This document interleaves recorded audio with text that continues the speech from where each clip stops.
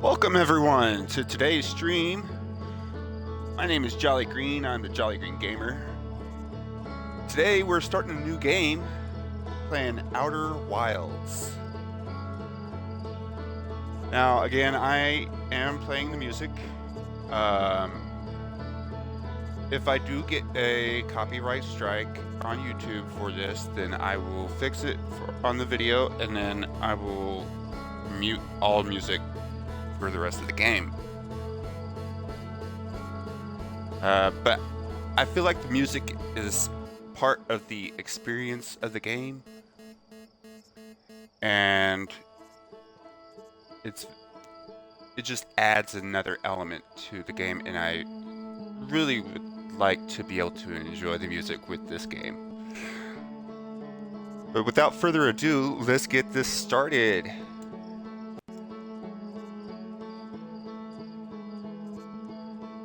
New expedition.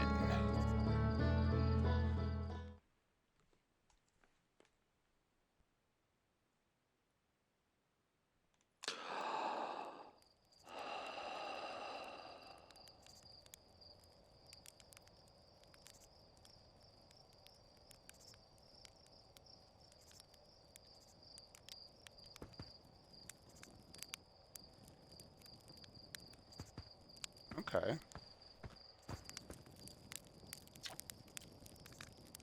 There's our pilot, back from your pre-launch campout under the stars, I see. So it's launch day, eh? Seems like only yesterday you joined the space program, and suddenly here you are, leaving on your first solo voyage. What do you say? Ready to get this beauty off the ground? It's all fueled up and ready to go. That gives you some choices. All systems go. I'm ready if you are. You're sure you fixed the retro rockets? Thank you for the purple hand hearts, Anna. I'll just say all systems go.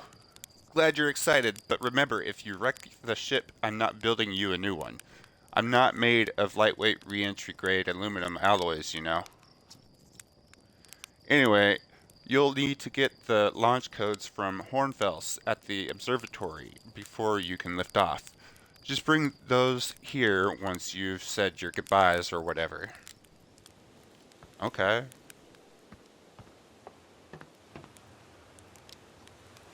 Requires launch codes. Oh, okay. So that's where the rocket is at.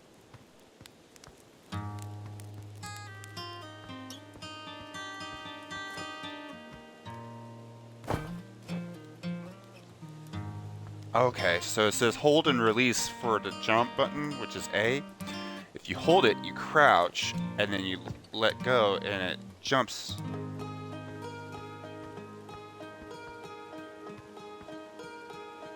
Talk to Micah.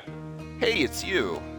Slate said you're blasting off in your ship today. I'm really excited to see the launch. Aren't you gonna go into space? Aren't you? You better not have changed your mind. Hey, I'm still going. I want to practice with a pro before I leave. I hear you and Slate beefed up the model ship. Can I see it? Yeah, we recalibrated the controls and installed better thrusters. Want to give it a test drive? Slate says it's just like the real thing, only less likely to start a fire. Try to land on one of the geyser pools. Show me what you've got.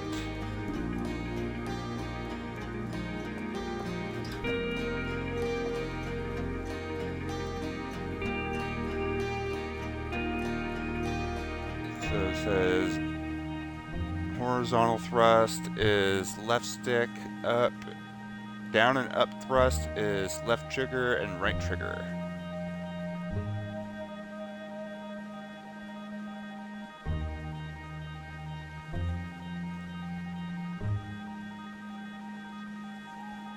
Where am I supposed to...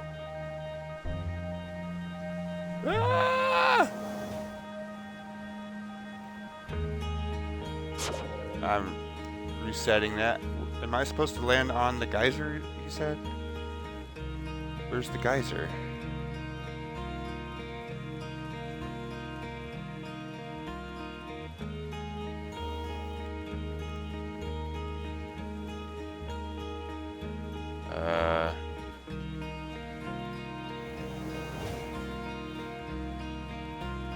Somehow got turned upside down. Okay.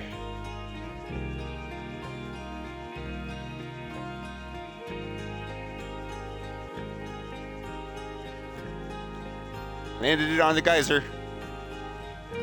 And it's just falling. Alright, I'll leave.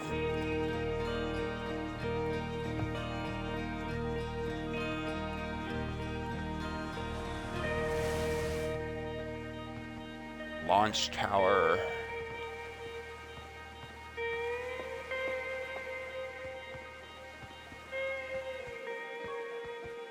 Hello. Talk to... Nice. Hello there, Space Cadet. I hear you're leaving the crater today. If you meet any of the other travelers up there, remind them to take proper care of their instruments, won't you? Tell me about the traveler's instruments. Where's the observatory? Just saying hi before I leave. It's questions like that what makes us worried about you going up into space on your own, you know. The observatory is up the path behind the waterfall. There are a couple of signs marking the way, but really you just keep going up and then hook a right when you get to the 0G cave. Oh, there's a 0G cave. Hello. Another guy. Marl. So it's launch day, huh? Hal's going to miss you. Speaking of launch day, I was thinking about it, and the platforms those ships launch from is getting old. Isn't it about time you built a new, less flammable one? That big tree in the village would be the perfect choice. I wouldn't mind helping out the space program. Just say the word. The current launch pad is fine, thanks. Nice try. We all know you have it out for that tree. The launch pad is flammable? Ha, you didn't realize that? Don't worry, it's held up for all the launches so far. It'll definitely be fine for yours, probably.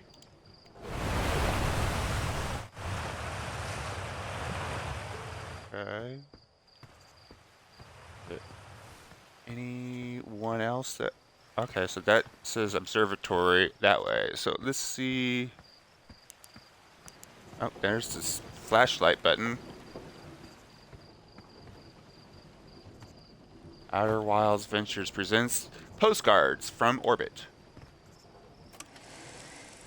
This projector is linked to our Sky Shatter satellite, which is currently orbiting Timber Hearth. The satellite is equipped with 2 onboard cameras. See if you can take a snapshot of our village.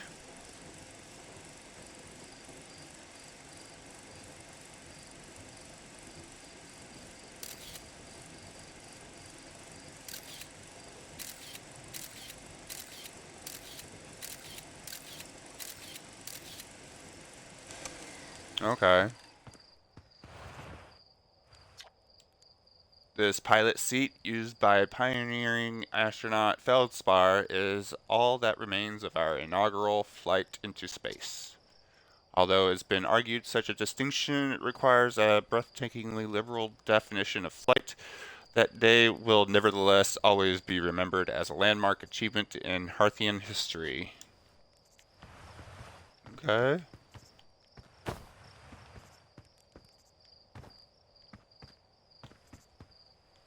So we are a alien race called Hearthians.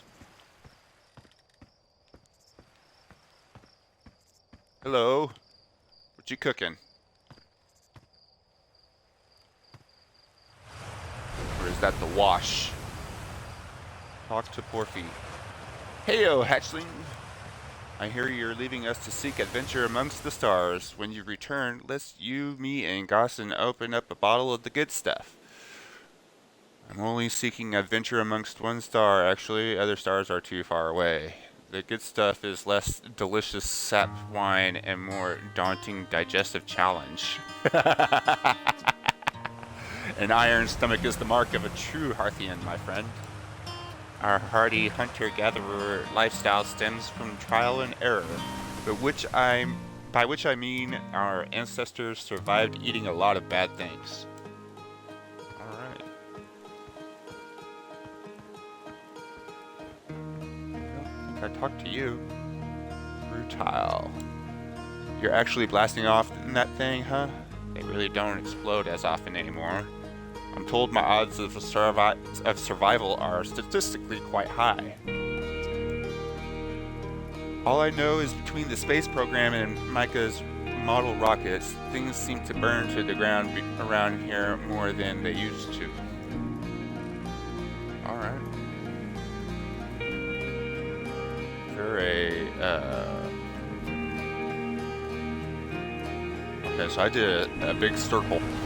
Is there a run button? No, but if I press and hold the left bumper, it makes me just walk a normal pace. Kefra. Hello, astronaut. If it isn't my favorite troublemaker. Or what's with the radio?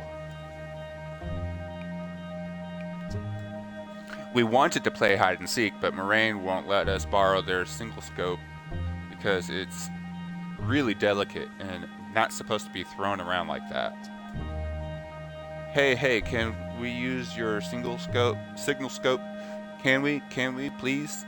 We'll even let you be it. Sure, let's play. Woohoo! Okay, here are the rules. Galena and me will hide with these radios, and you'll use your signal scope to find us. Last one to be found wins. Okay, close your eyes and start counting. Oh. Okay. Oops, signal scope.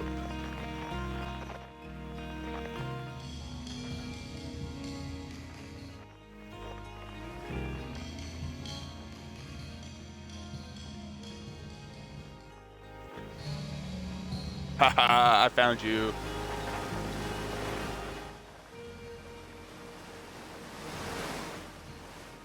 Ah! Where am I? I fell. How do I get back up? Okay.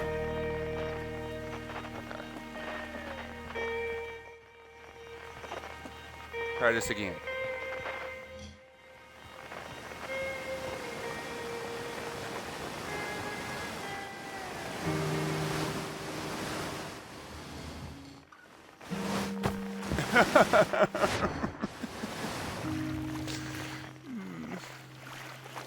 Okay.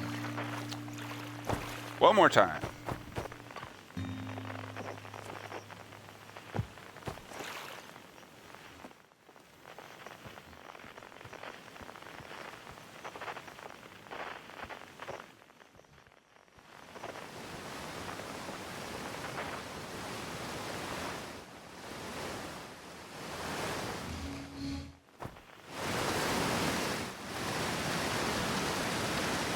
You found me, but my hiding spot was super good. Don't forget, you have to find both of us, okay? Alright. Alright, where is... Ah? Yeah, this way.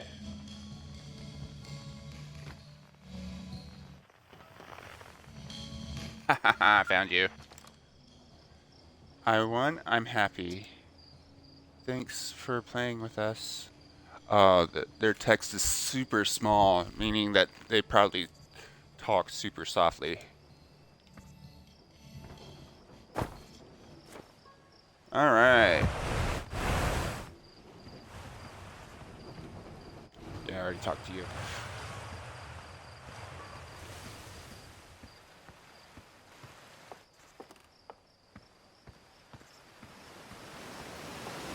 Alright, let's continue on. Oh, did we talk to you? Spinel. Fishing rhyme. Singing helps me pass the time. You're leaving the crater?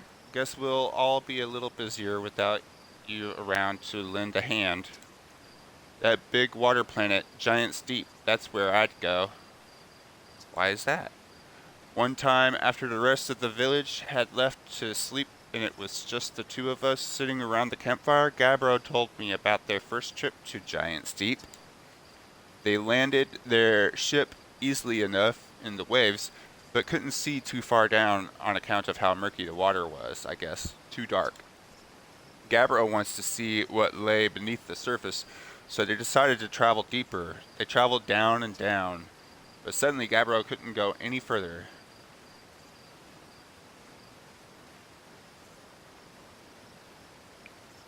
Tell me more. Yeah, Giant's Deep has a current you can't pass through. I underestimated how boring this would be. Goodbye. I will. I was just pausing dramatically. As though exercising a will of its own, the water was refusing to let Gabbro go any deeper. It held Gabbro back, almost as if it were trying to protect them from something. And then in the terrible darkness, Gabbro saw it. The tentacle of some hideous beast. Ah! Or is that all true? Or was there sap wine involved during Gabbro's campfire story? I mean, that's what Gabbro said anyway. Whatever it was, it freaked Gabbro out pretty good. Everyone wants to hear new stories at the village campfire, you know. Make sure you bring some back with you. I will.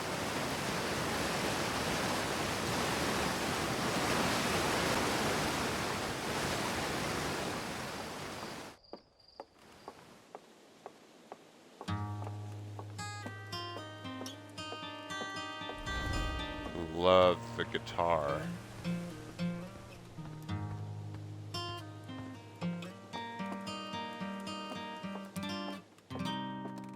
Hello, Moraine. Oh, hello, astronaut. This is good weather for your launch, right? That's lucky.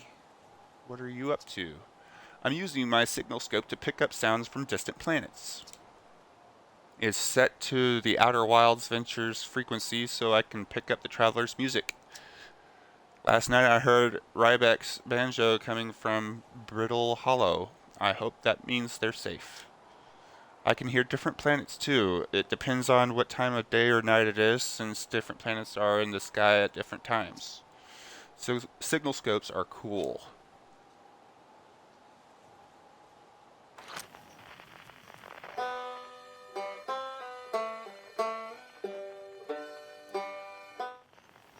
Okay. So there's a planet there.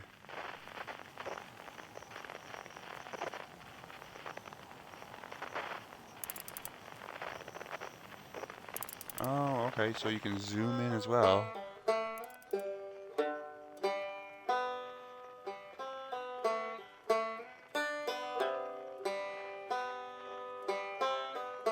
Okay.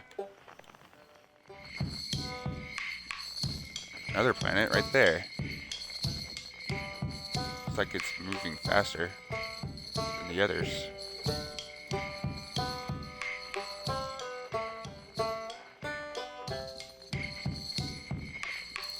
Oh, it sounds like they're playing in conjunction with each other.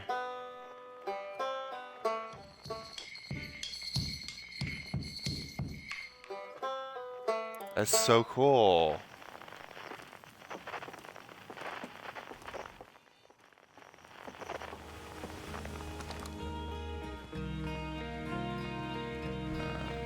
Somebody up here?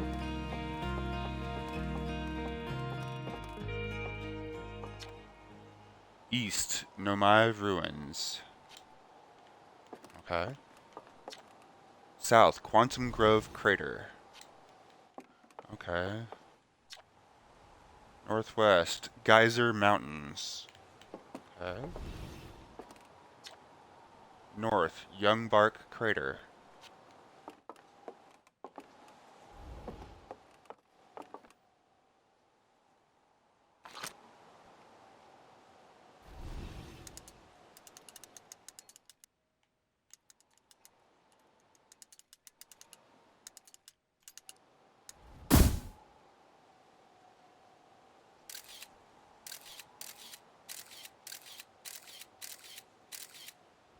Okay.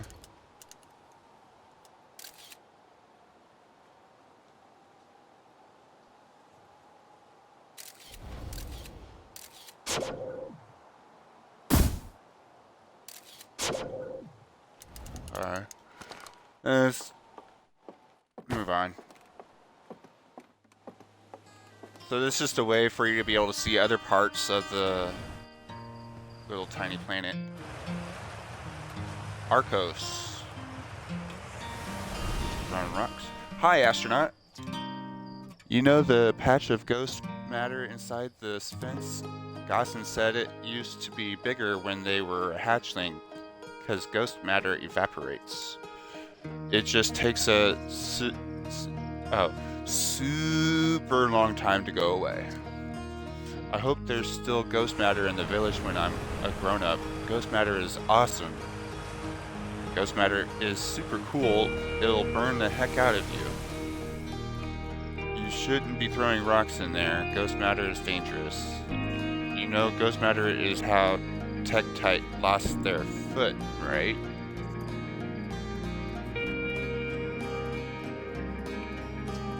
Obviously. That's what makes it so awesome. Jeez. I'm not dumb enough to touch it. You're such a grown-up. You're such a typical kid.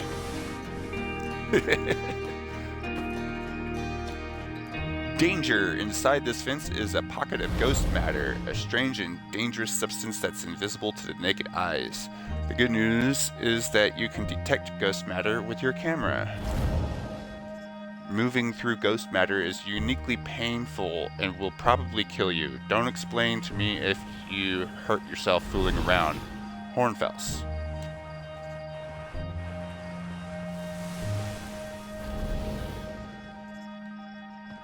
Alright. Use camera. Take snapshot.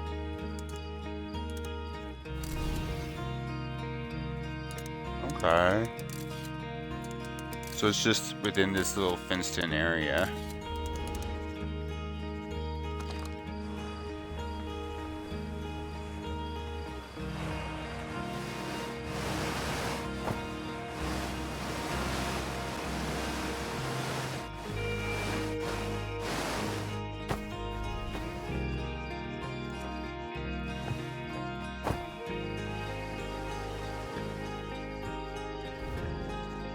Zero G cave.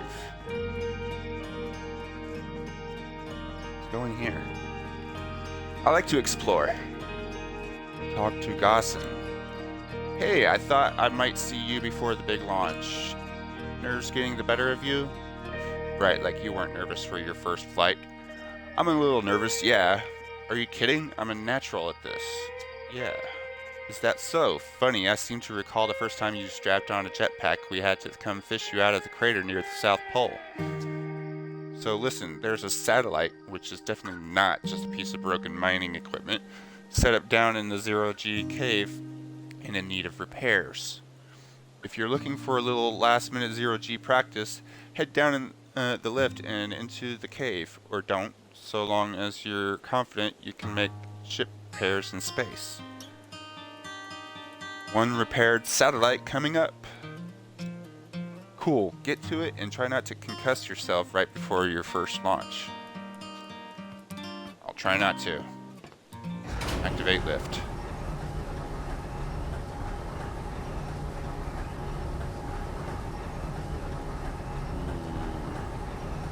So cool.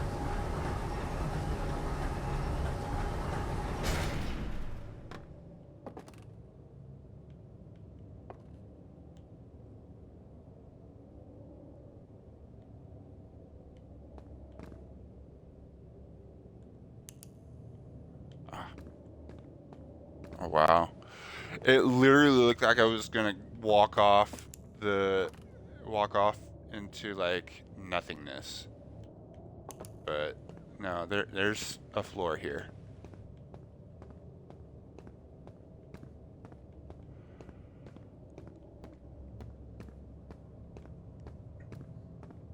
Zero G cave. Suit up.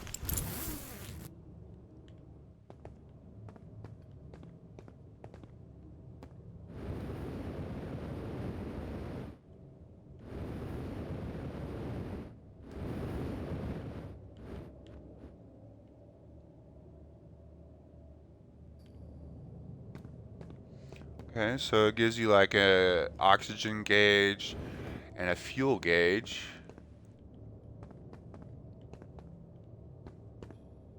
Hey, there's a person over here. Looks like they're mining. Talk to Tough. Hey, nice of you to drop down. I'm getting some zero-G time in. Give me the dirt. Guess where I'm going today?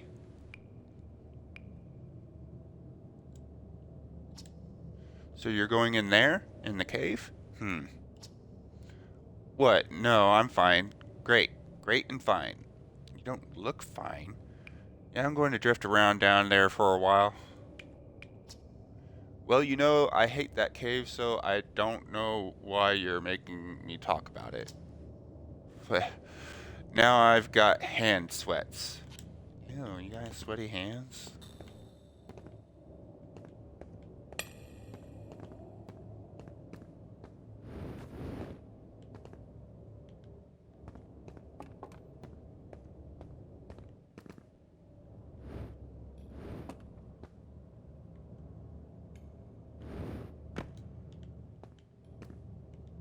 Oh, wait, is this where I came from? It is.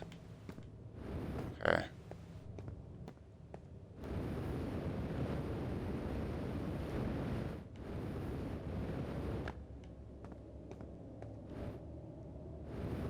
Alright, woo!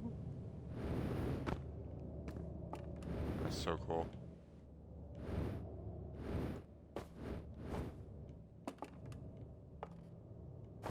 Whee!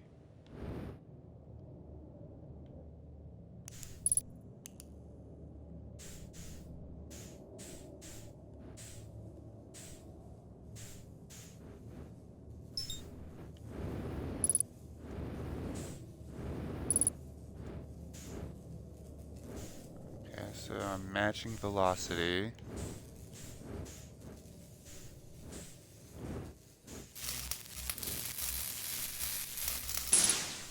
Aha.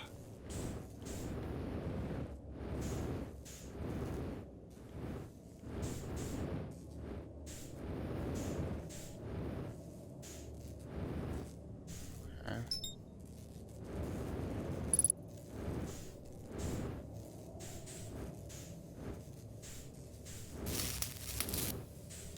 Ah. Come on. There we go. Am I just taping it together?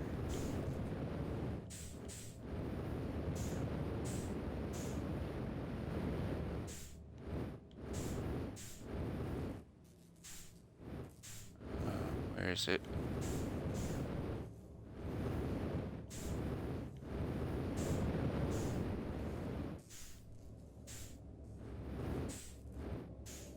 I hear it.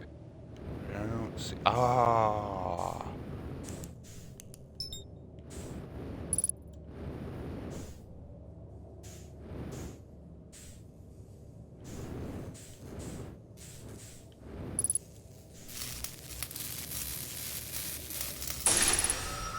Aha.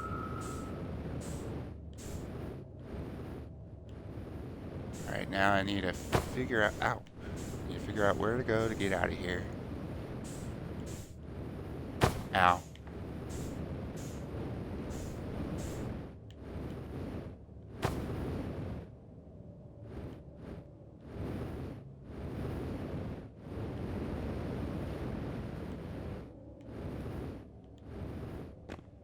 Alright.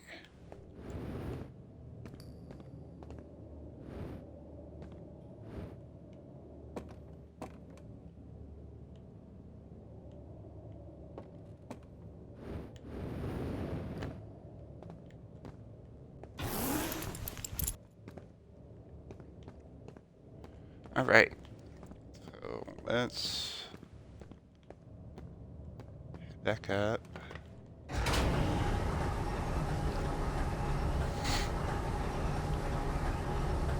So this world is just a tutorial world.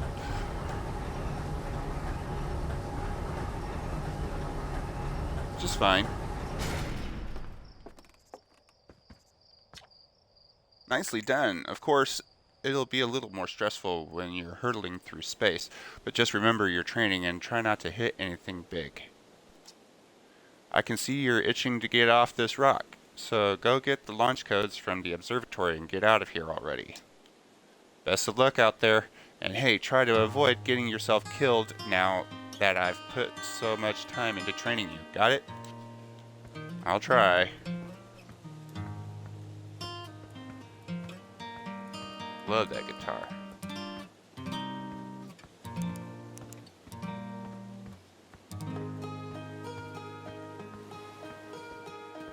Hello? Anybody home? Like how I just knocked on it with my face.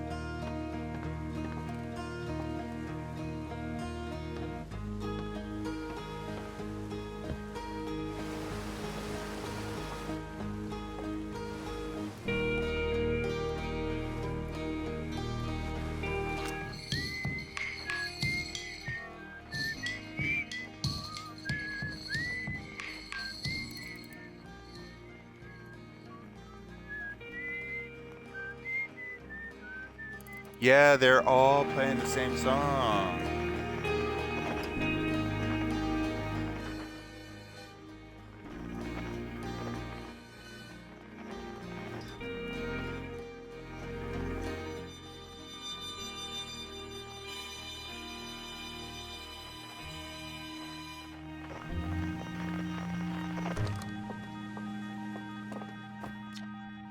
Outer Wilds Ventures founding members. Clockwise from top left, Hornfels, Gossen, Slate, and Feldspar.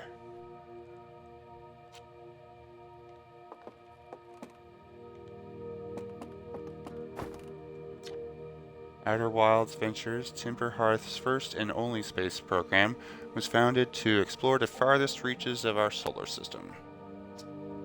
Feldspar was the first Hearthian to be intentionally launched into space.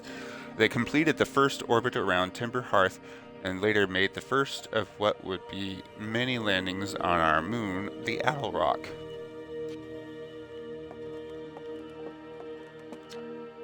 This remarkably intact statue was carved by the Nomai, an ancient species who dwelled in our solar system thousands of years ago. The statue provides us with our most detailed look yet at the Nomai, who appear to have been covered with a layer of fur. Note the decorative jewelry that has been carved as part of the antlers. Although their artifacts and structures have been found on almost every planet in this solar system, we still have no idea where this species came from or what happened to them. Mysterious. Hello, Hal. Hey, it's my favorite astronaut. Launch day at last, huh, buddy? It's the translator tool's inaugural flight, too. I'm so excited it's making me nauseous. Just think, you'll be able to translate any Nomai text you want, anywhere you are. The two of us put a lot of hours into inventing that tool, so don't break it, okay? Haha. Oh, geez, do not break it. Ignore me, okay? I'm just nervous, and I'm not even the one going into space. How are you feeling? I'm excited. Good. You've only been waiting for this day since we were hatchlings. I can't wait to see all your training pay off. So what's the dirt? You here to see the new Nomai statue? New statue? You haven't heard? Gavro brought it back with them from Giant's Deep, and Hornfels just finished prepping it for display. This is it right here. Neat, huh?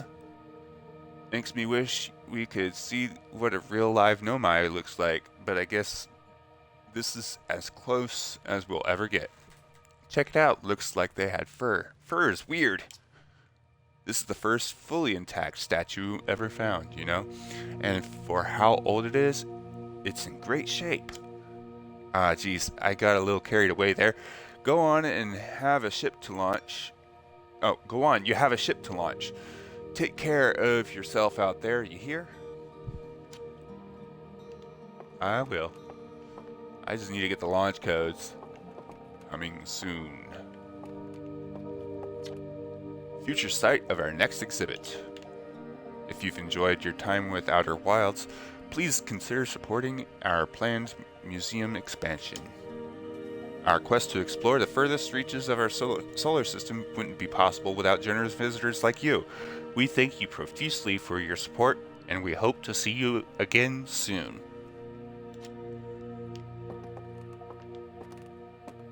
What's this? Watch closely. These balls move on their own. Oh wow, they are moving. The ground is perfectly level, so what do you think causes this spooky motion? The answer is the moon. As it orbits our planet, the outer rock's gravity pulls on objects from different directions. In fact, it's pulling on you right now. I'm being pulled this way. Aside from the dwellings and structures they built, the Nomai also made art. This decorated pottery was discovered on Brittle Hollow. Some ancient Nomai art depicts strange animals, foreign celestial objects, and other subjects that can't be found in our solar system, which makes us wonder whether the Nomai originated elsewhere in the universe or simply had vibrant imaginations. Were the Nomai born in our solar system, or were they born among the other stars and planets? And if they were, how and why did they come here? These are just some of the questions we hope to answer through further xenoarchaeological expeditions. Oh, there's a sign over here too. This piece of Nomai writing was essential to deciphering their unique language. Although this text is linear, Nomai text often branches off from a central point. Interestingly, each branch tends to be written by a different author.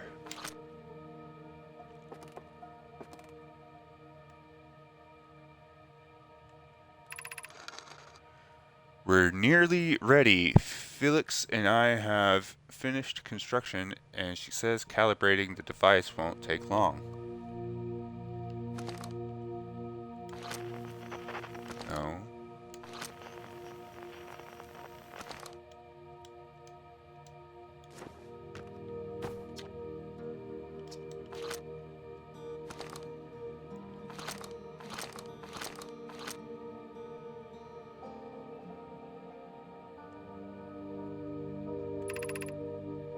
Fortunately, the Adelrock's lack of atmosphere will make calibration simple. After all this time, I'm thrilled to finally resume our search.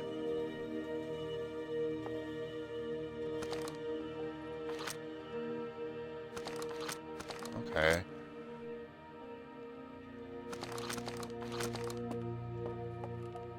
So I think it just automatically pulls out. Yeah, it automatically pulls it out.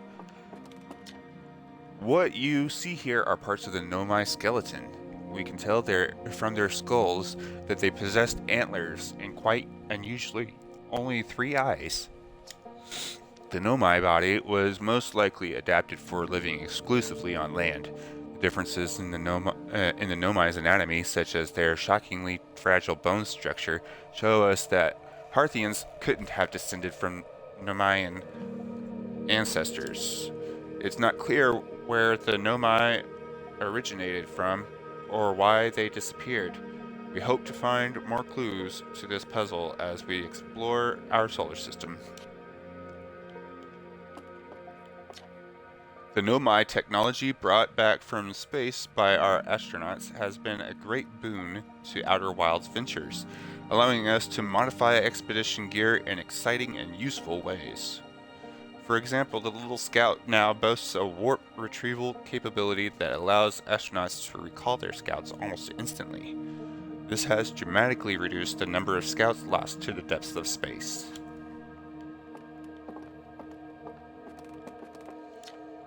This crystal was taken from a Nomai ruin on Brittle Hollow.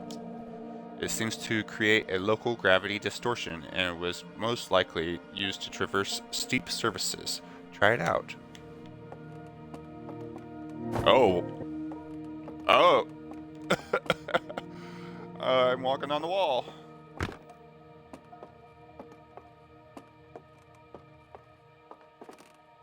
I'm walking on the wall. Whoa, I'm walking on the wall. So dumb. Oh, it's the same thing. Okay. That's a scary looking creature. Almost looks like an anglerfish.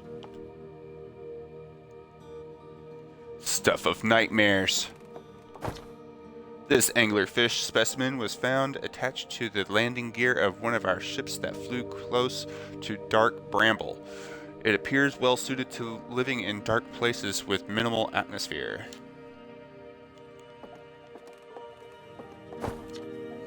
If a star is massive enough, it will continue to fuse carbon into even heavier elements like iron. Ultimately, the star will collapse under its own gravity and then explode in a violent event called a supernova. Based on Chert's observations, this will one day be the fate of our own sun. As the star's core contracts, it gets hotter, causing the outer layers to expand. The star has become a red giant. When the core is hot enough, it starts to fuse helium into carbon. Oh, okay. So this is like the life of a star.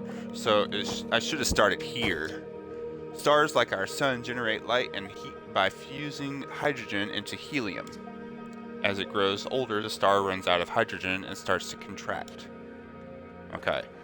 So it starts off with hydrogen and fuses the hydrogen into helium. And then it takes the helium and fuses it even further into carbon. And then it takes the carbon and fuses it even further into iron,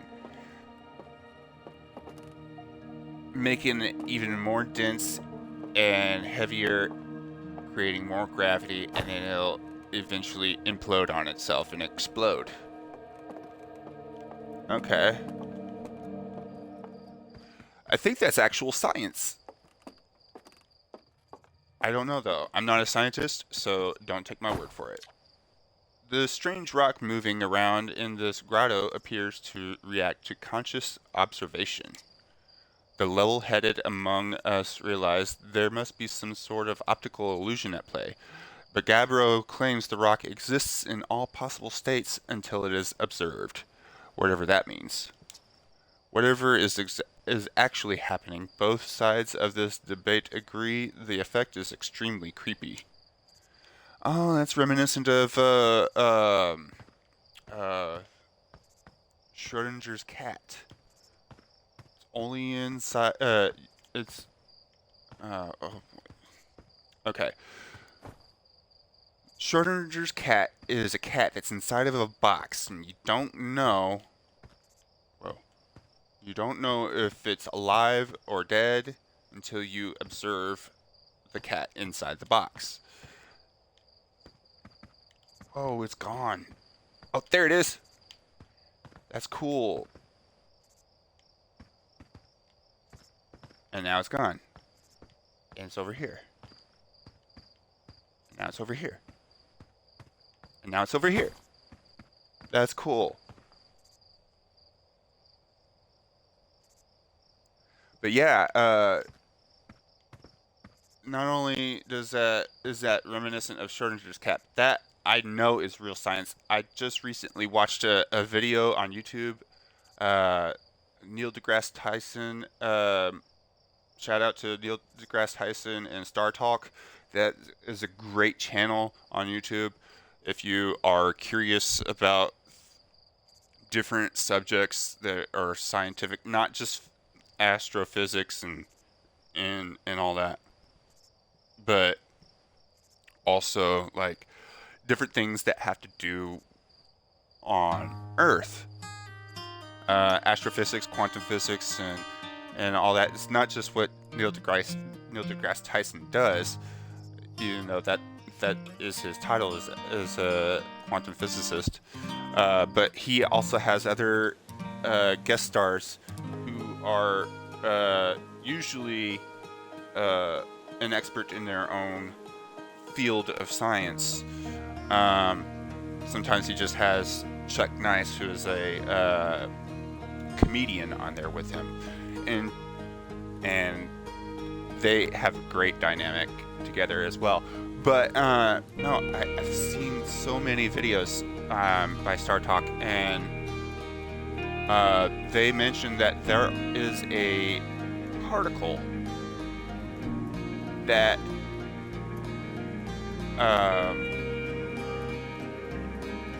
will not allow you to observe it with a conscious mind. You have to record, video record it, and then observe it later on the recording in order to actually see what it's doing.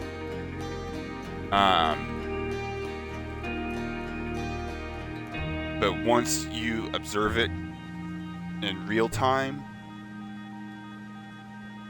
it's somewhere else. And that's what I think they pulled this from. So they're actually adding quantum physics into this game. That's awesome.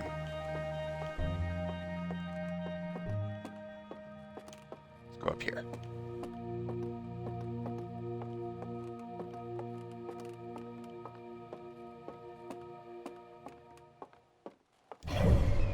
Oh, this map. Alright. So this is a solar system. We are on the second planet from the sun. The Hourglass Twins, Brittle Hollow, Giant's Deep, and Dark Bramble. It looks like there's another planet over here. Oh.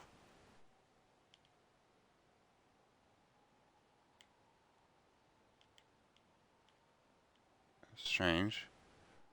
Maybe it's not a planet. I wonder if that's like the satellite that records the movement of the solar system, and that's how we're able to see this map.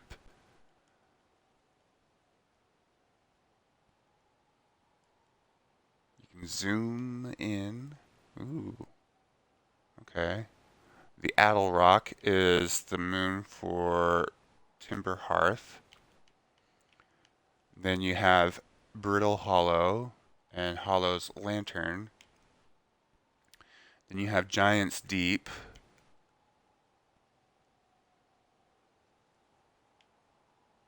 I don't know if it has a name for its satellite. Then there's the Hourglass Twins. Oh, Ember Twins. Ash Twin. Oh, Ember Twin, Ash Twin.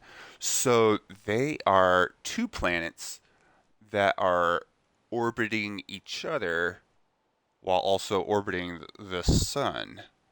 And then you got this thing that's orbiting the sun as well. And then,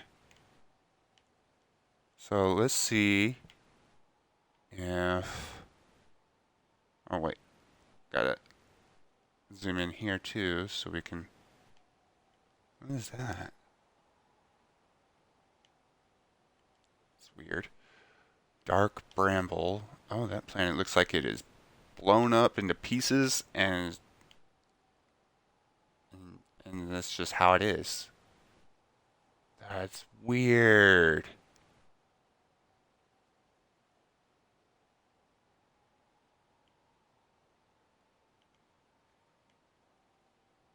Okay. Now let's see if we can zoom in on this thing right here. See, there we go. Zoom. Oh, it disappeared.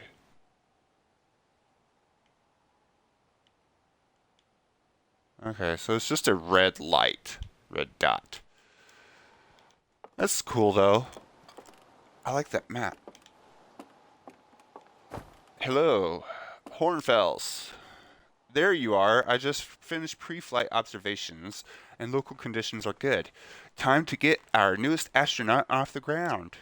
And you'll be our first astronaut ever equipped with a Nomai translator tool. I confess, I've been giddy all day just thinking about it. We're better equipped than ever to unravel the mysteries of the Nomai.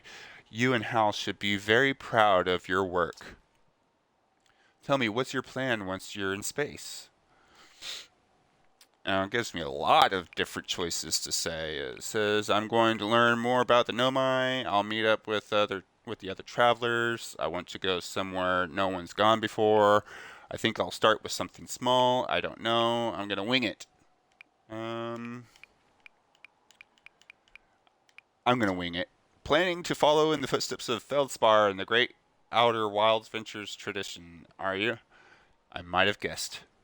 Well, see if you can't put that translator tool of yours to good use while you're out there. Well then, looks like all that's left is to send you off. All in all, it's a fine day for a launch. I'm ready to get off this rock. Excellent. You'll be needing the launch codes then. Here they are. Best get off the ground before Slate makes any more modifications to your ship, eh? Good luck out there. Let me know if I can help you with anything. Alright. So, we just got the launch codes.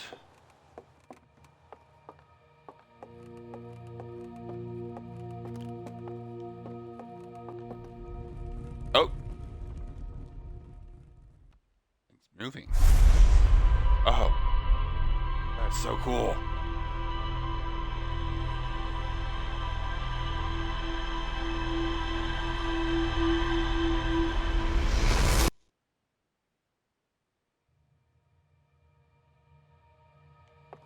Eyes are open now.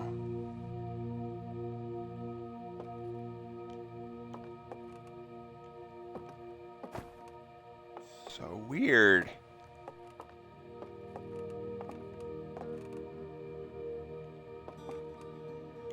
It looked like that it just absorbed all my memories on this planet, and I think that might be like how the game saves. I don't know. Hey, so did you get a good look at that Nomai statue? The statue looked at me and opened its eyes. The statue was glowing. Why was it glowing? Whoa, the statue was doing what? So its eyes opened and then you saw images from your own memories and glowing lights flying around? You mean like a hallucination? Listen, no offense, but are you sure you're okay to launch? Like, medically speaking?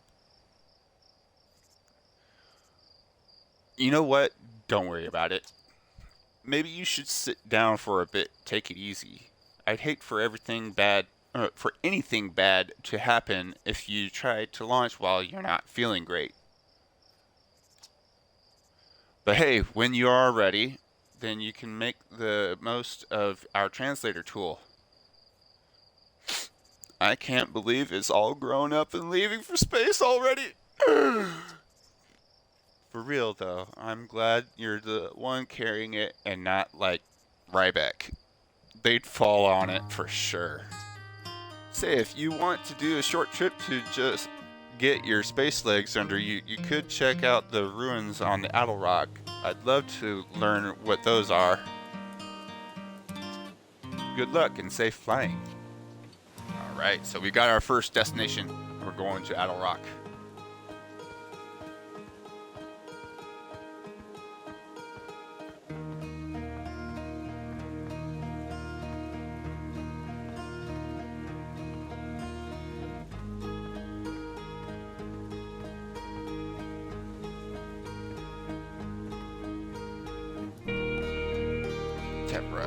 Hello, astronaut. Are you going into space today?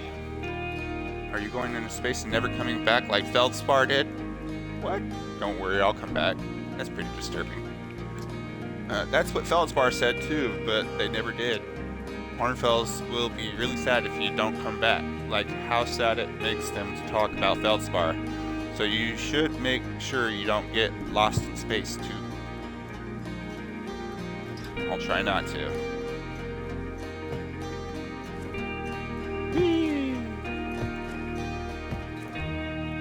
Now I'm back here. Oh, okay. A big, huge circle. Alright, enter launch codes.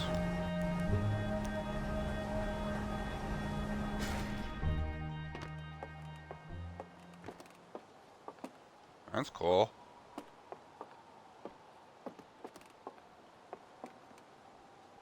This is how I go in. Yes.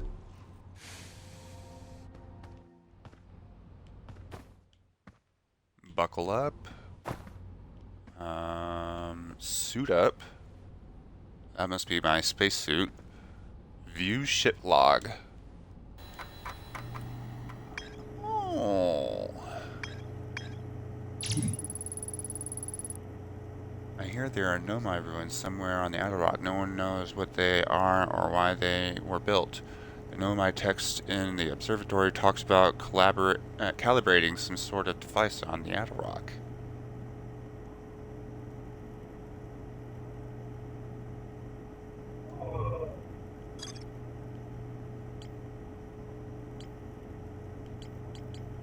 Okay, so...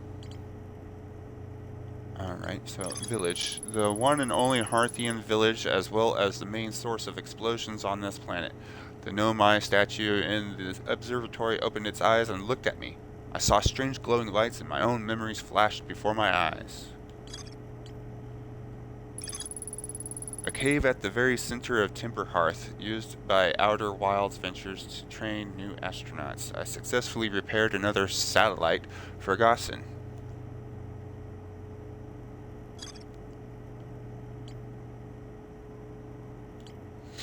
Yes, so I am going to go to the Outer Rock so I can check out the lunar ruins.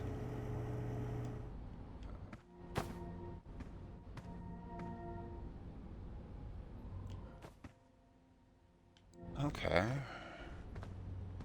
Alright, buckle up.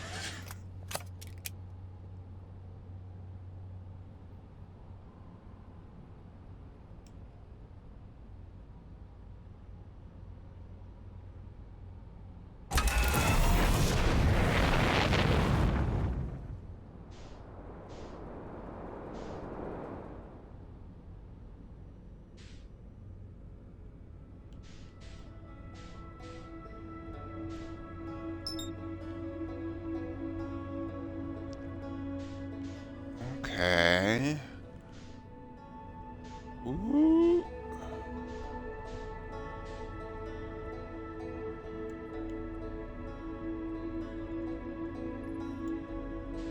Velocity has been matched. Now it's easier to... Ooh. Oh.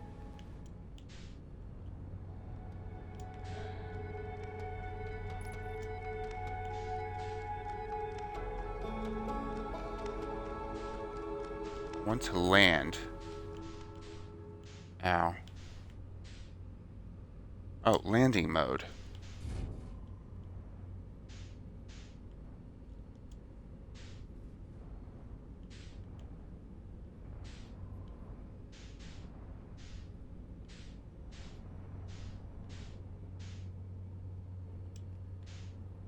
Okay. How do I land?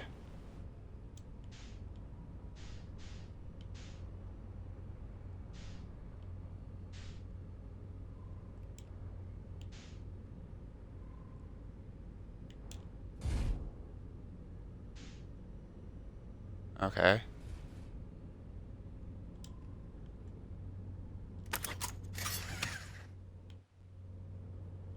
Have I landed?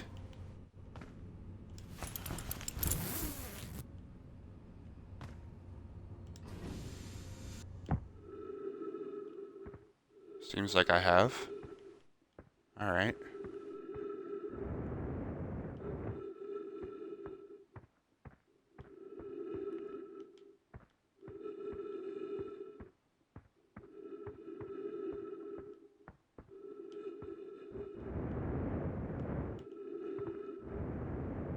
Come on. me up. There we go. Esker signal scope log. Day 48. Still not picking up Ryback's banjo from Brittle Hollow. I'm sure they're fine, but I'll feel better once I can hear their music. Day 51. Listened to Chert play for a while today. Unrelated. Someone should tell Porfy and Gossin their flirting is not suitable for an aerial perspective. Oh, from an aerial's perspective. Their flirting is not subtle from an aerial perspective. Day 55. Banjo music coming in loud and clear today. Sounds like Ryback's doing okay. That oaf, I was worried. Day 63. Today I thought I heard something strange. I don't know, it was probably nothing. Day 70. No, it's back again today, too. Something strange is coming from Timber Hearth. Day 76. Okay, I know this is crazy, but the sound from Timber Hearth sounds exactly like Feldspar's harmonica, but Feldspar disappeared in space ages ago. It can't be them. I heard it earlier, too. Day 88. It's still here. This is creepy. Maybe my signal scope is broken. I'd better talk to Nice?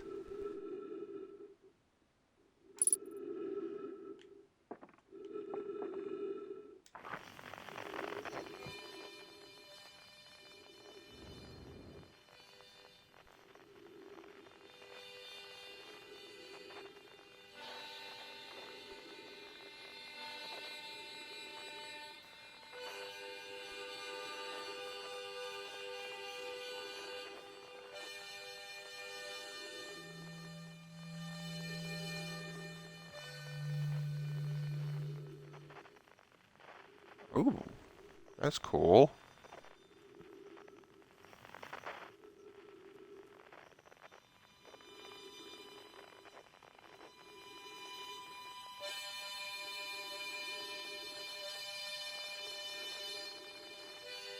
Okay.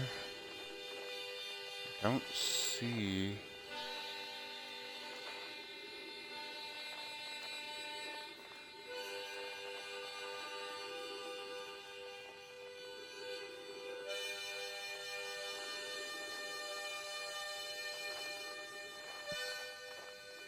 Oh, he's gotta be there.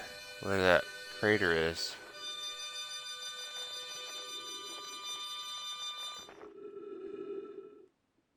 Okay.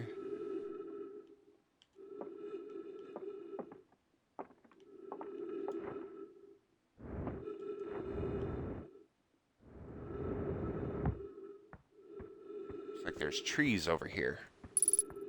Unidentified signal nearby.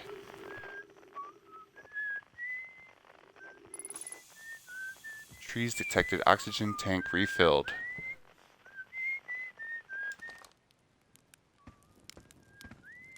Esker! Oh, hey, it's you. Ground control didn't tell me you were launching. Long time no see. Actually, I guess it's been a long time since I've seen anyone. Don't the other travelers come by? Was that you whistling? Seems lonely up here. What is this place? Probably, or actually definitely. The other travelers carry instruments, so they don't bother whistling. You can pick up their music with a signal scope, you know. Best spot for that is the North Pole. Great reception. The North Pole is marked in red on your mini-map, but the outer rock is pretty small. Is a pretty small moon, really. Just go north. You can't miss it. Don't go. I mean, anything else you want to ask? The lunar outpost saw more traffic back when our ships were less sophisticated and needed more frequent repairs. Nowadays, it's mostly used to keep a set of eyes on things. Sometimes Chert comes by to say hi, but Gabbro is Gabbro, and you know how Ryback feels about unnecessary spaceflight. Don't go. Oh, he says the same thing. Seems lonely up here. A little. I'm in touch with ground control, Hornfells and Gossin mostly, and they radio up to chat now and then. And when ground control forgets I'm up here, and they usually do, I launch my little scout at the village. They forget about you? You spy on us? What? No, it's not spying. It's one-way communication that none of the villagers know about because I've never told them.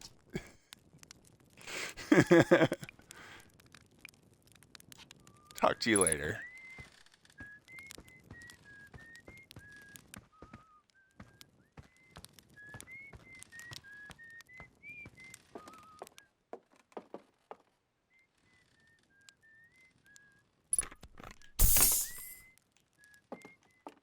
Refuel my jetpack.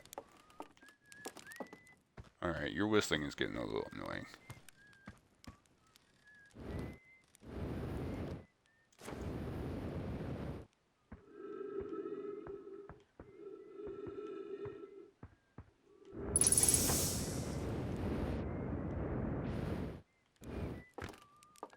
Oh, okay.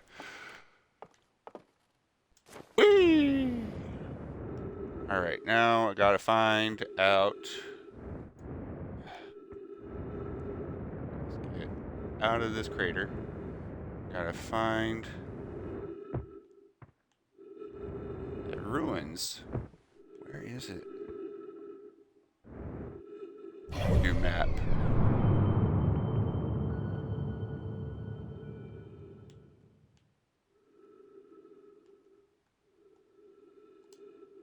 Nope.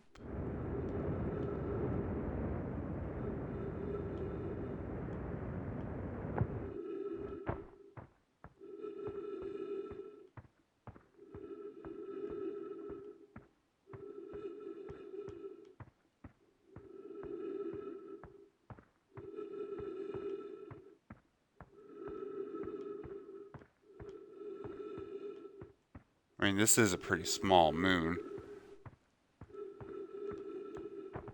If you're able to walk around it.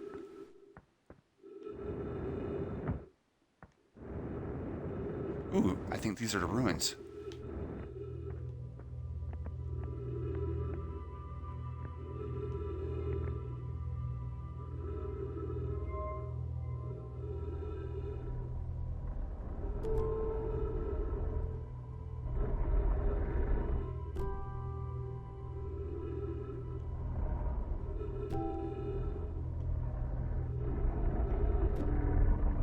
What is going on?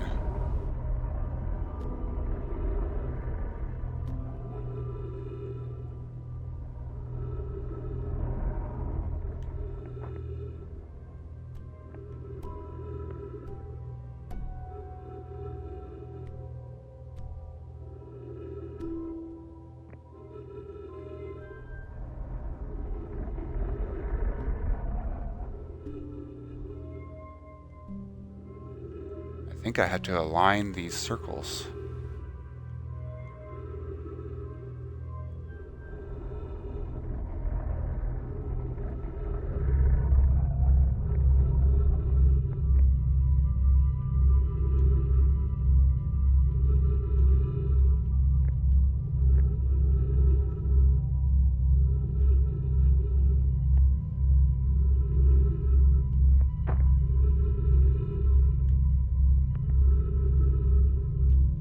I did it.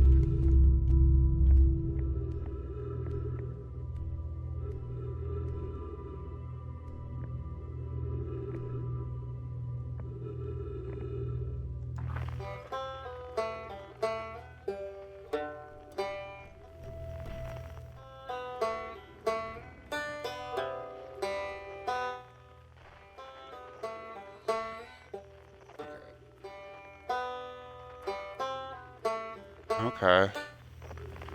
So it's highlighting that planet for some reason.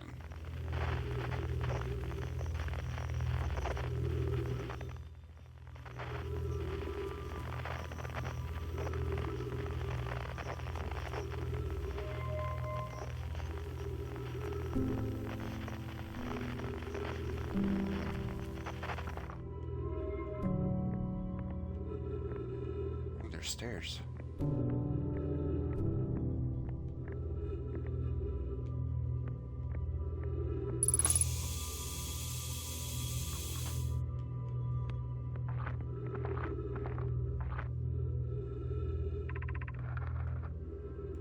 Elias, I was upstairs testing the eye signal locator, and it can hear and follow the signals from the sun, Giant's Deep, and Brittle Hollow.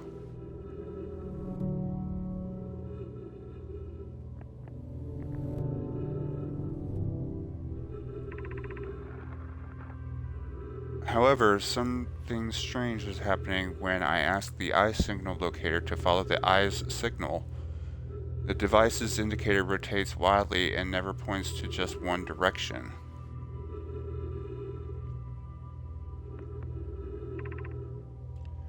This is a curious result. It's possible the eye has stopped calling out its signal. I see. I most likely calibrated the locator incorrectly. Privet, my apprentice, and I will make adjustments and try again. An update. Disappointingly, everything is correctly calibrated after all. It saddens me to posit this, my friends, but I believe this locator cannot detect the eye's signal. We would need to build a more sensitive device if we want to locate the eye of the universe. Then we will build it. Don't lose hope, Kosava. Our search for the eye is what brought our clan to this place. We won't give up so easily. Okay.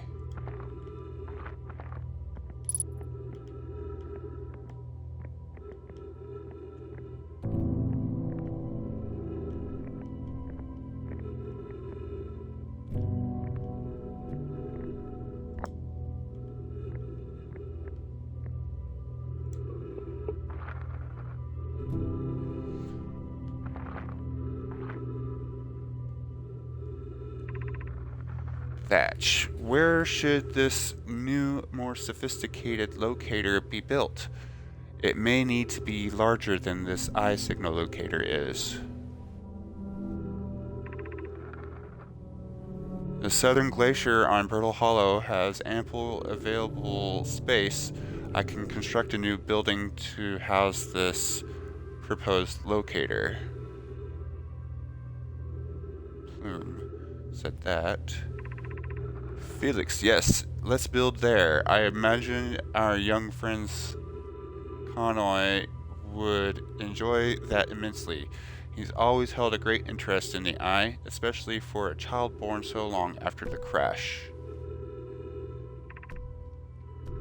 I will begin construction on Brittle Hollow's South Pole immediately then.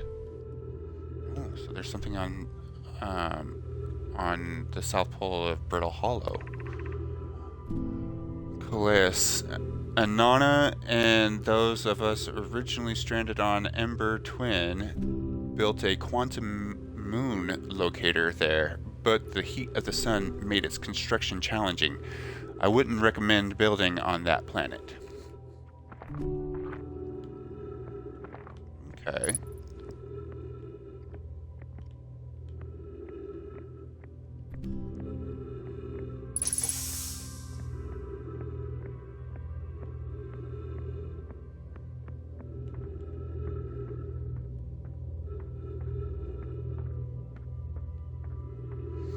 Oh, and it also tells you where the ship is at. Okay.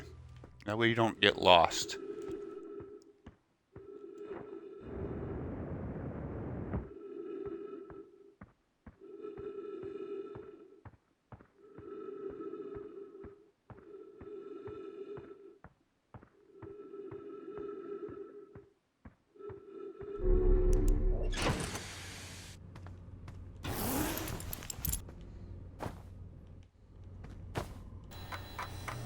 Ship log.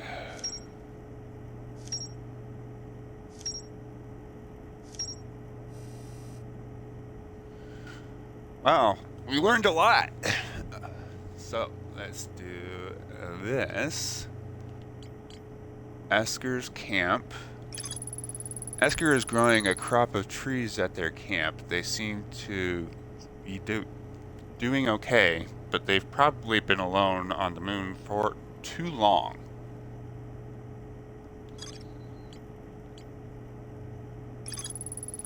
A lookout platform with a spectacular view of the solar system. Esker uses their signal scope here to keep tabs on the other travelers. Esker's signal scope log reports harmonica music coming from somewhere on Timber Hearth. They claim it sounds just like Feldspar's harmonica, but Feldspar disappeared in space ages ago. Right? A Nomai device created to pinpoint the sources of distant signals. The Nomai were disappointed by their failure to detect a signal from something called the Eye of the Universe. There's more to explore here. Oh, there's more, huh? The Nomai decided to build a larger, more sophisticated eye signal locator on Brittle Hollow's South Pole. Alright, well then since there's more...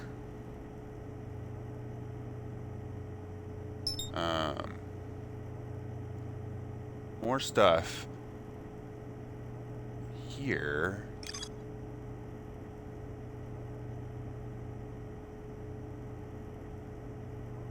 and I should probably stay on the moon right now and try to find it.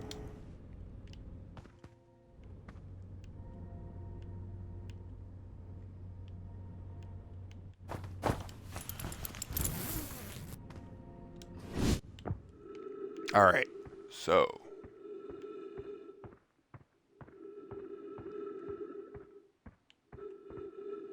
it's a flag.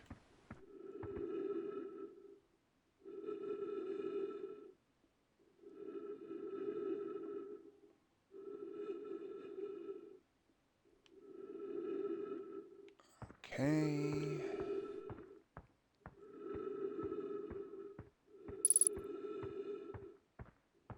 Yeah, it says unidentified signal nearby, but it's just him whistling. It's just the whistler guy. Oh.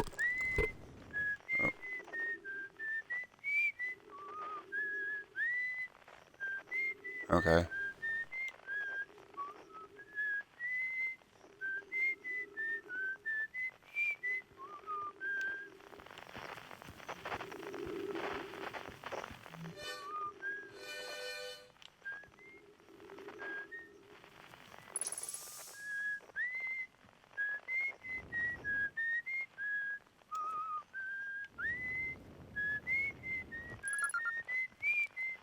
Okay, so yeah, it says signal identified Esker. Okay. I wonder if...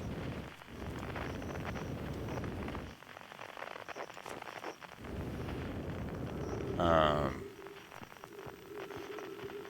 I like that little mini map too on the left side. Shows you where you've gone. Alright, I wonder if that was what it was that was saying there's more.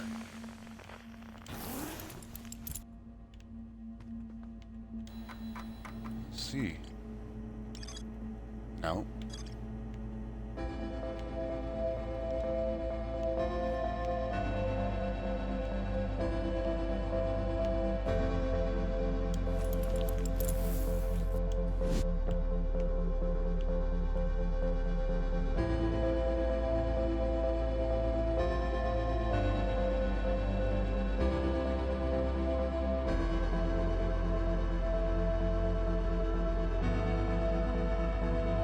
That's cool. See the other planets so clearly. Oh, this must be the other thing. Ow.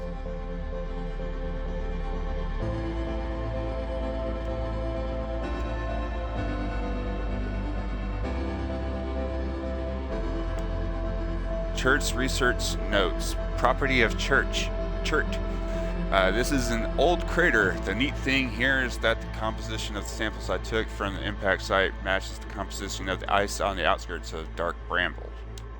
I'd posit the Adel rock was hit with a piece of the planet that used to be where Dark Bramble now lies. To follow up on, maybe there are more fragments of the old planet Dark Bramble destroyed on other astral bodies in the solar system. What is that sound?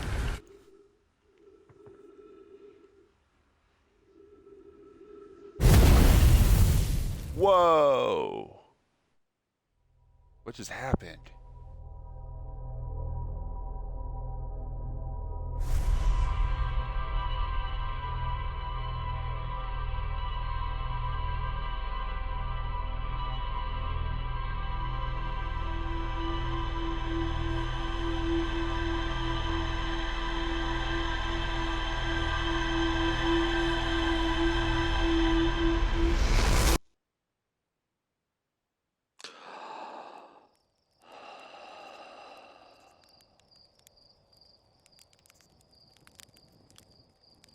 Huh? I'm back here.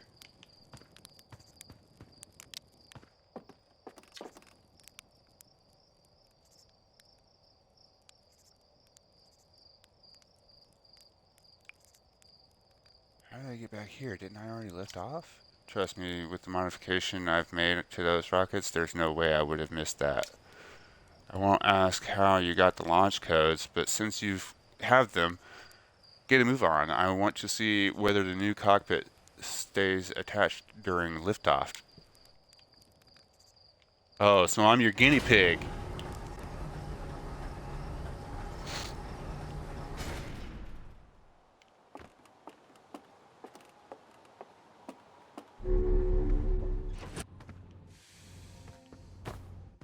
Let's see if the ship log says anything. Rumor mode. Still says that there's more to explore there.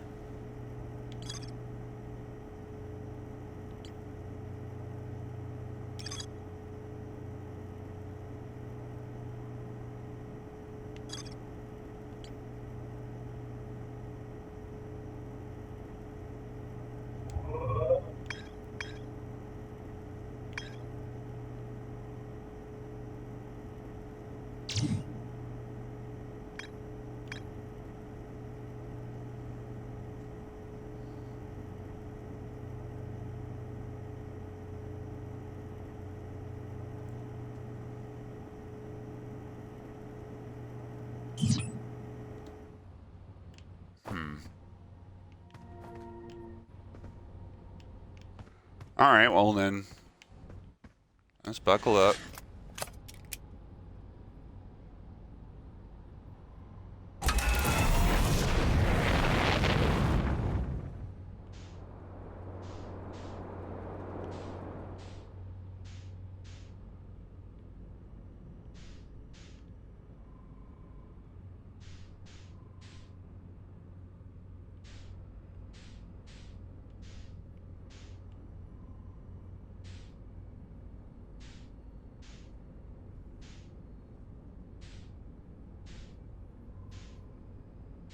Okay. It looks like I saw everything on that moon. But there is something going on here.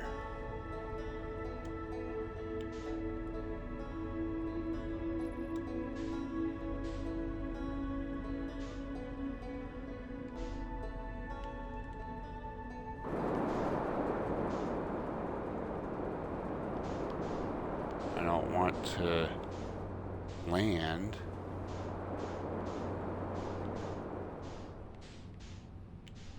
Ooh, what's this?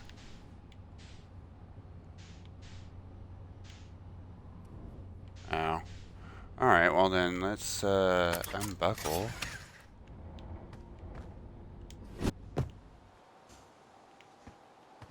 We don't need our spacesuit because there's atmosphere on this planet. So, let's see here.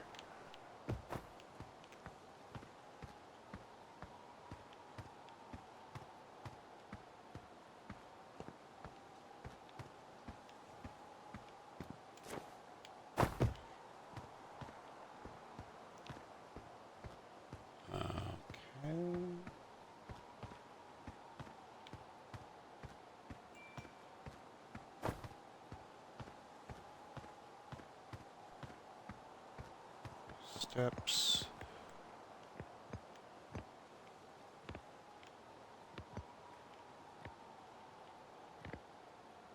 What is this? What is its purpose? I don't know.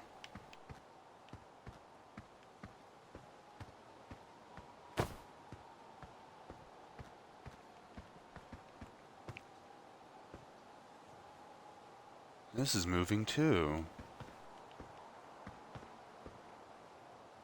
Interesting.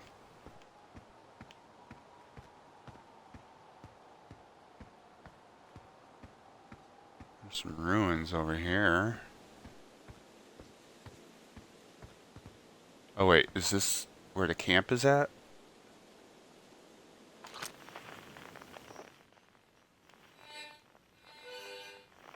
Oh wait, no, this is probably where that, oh, that hurt. Maybe I should have grabbed my spacesuit just for the thrusters.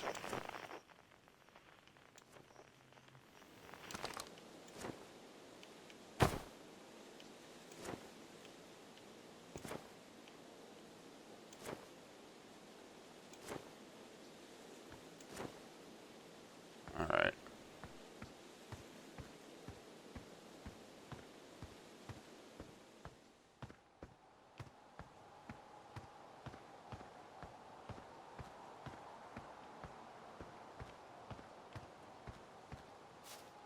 Let's grab the spacesuit.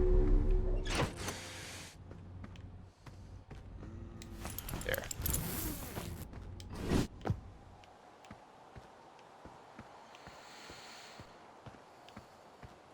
Alright, so, okay, yeah, the spacesuit is the only way that gives me the little map. And at least it refuels every time I put it away.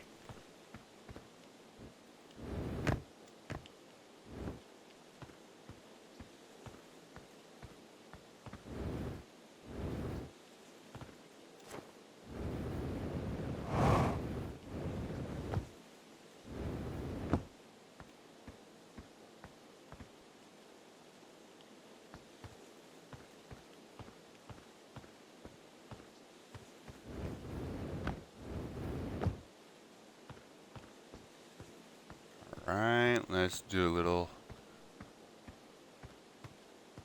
exploration.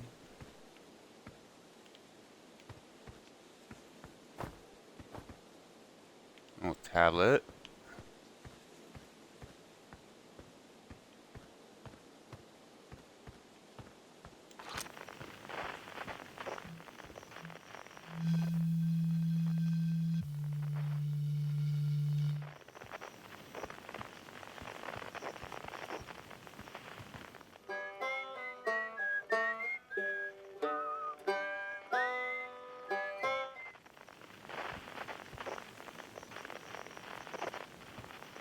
Where'd the...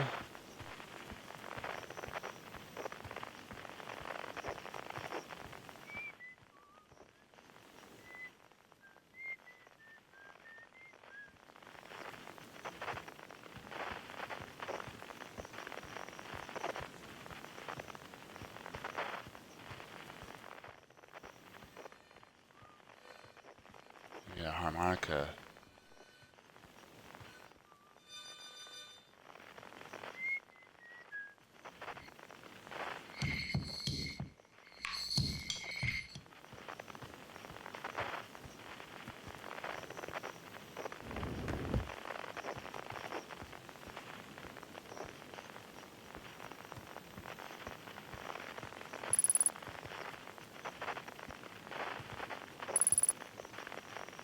Ghost matter.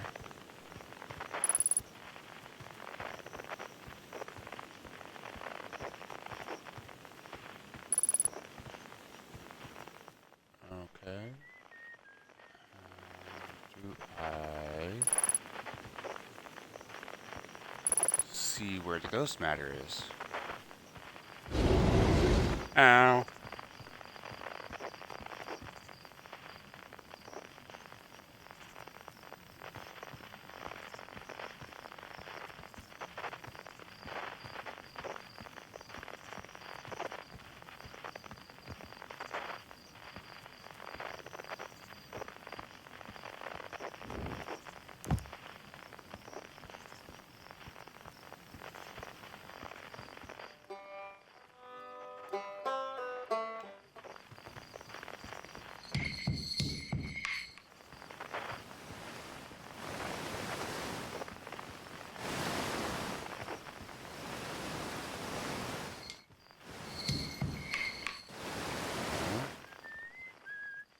Let's ask her.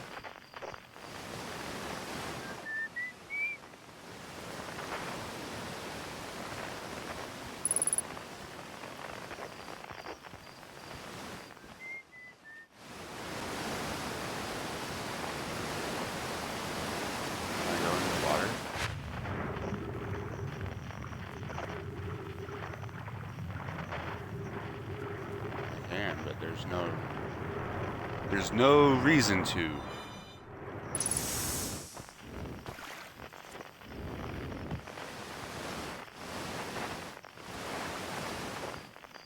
I thought,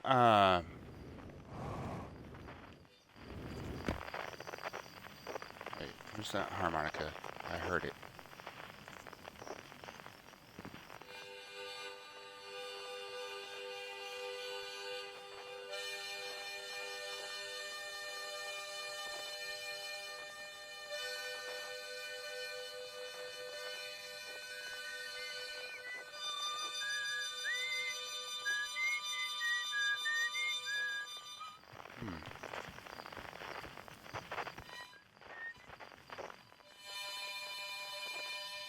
It says that it's... Okay, so he's just going further and further away. He's not on this planet.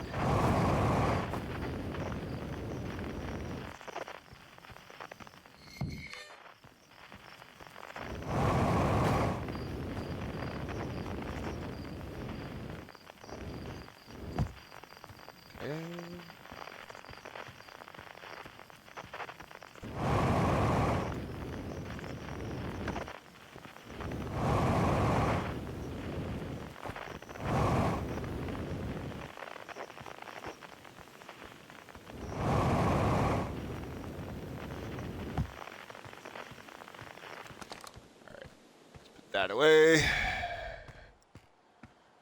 Go back to the ship.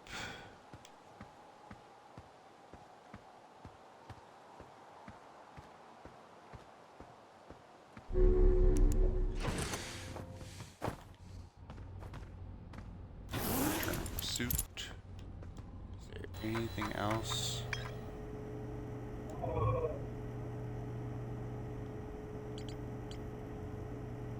Let's remove that HUD marker. Heads up display marker.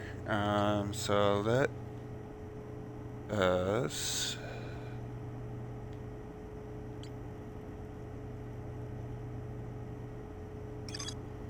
let's go to Brittle Hollow and look at their south pole.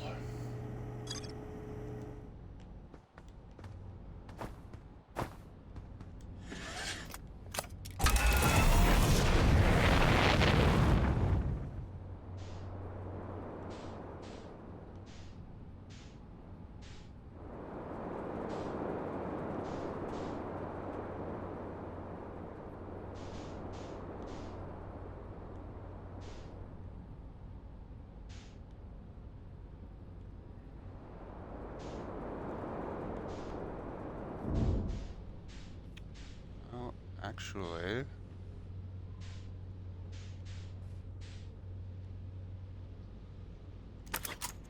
let's see what this is.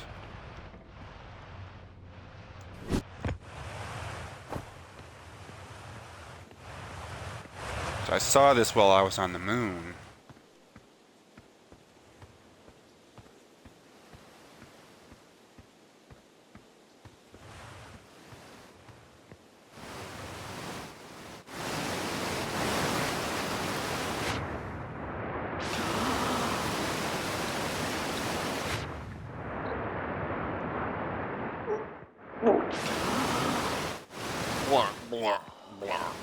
Yeah, that's right.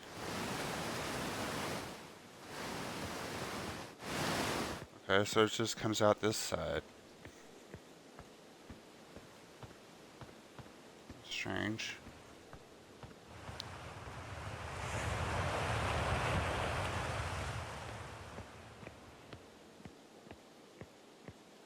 What's this over here? Mining site 2B.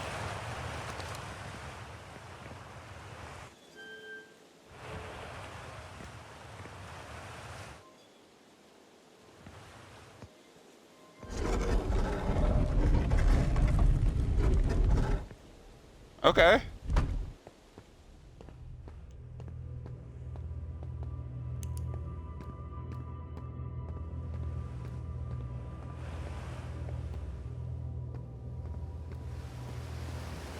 This is cool.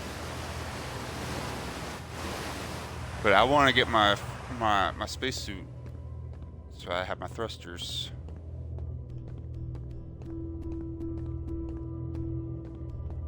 I need to just only leave my spacecraft with my spacesuit. I don't know why I keep on leaving it without it, even though I can breathe.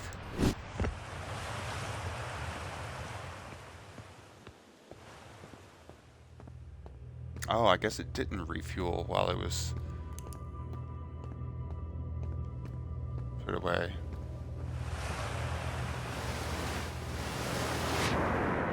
Ah!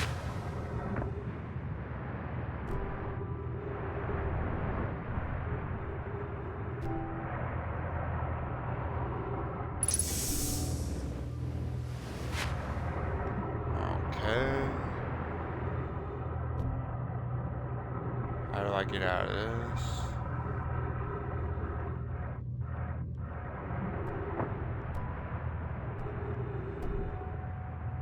Is there a way inside of this?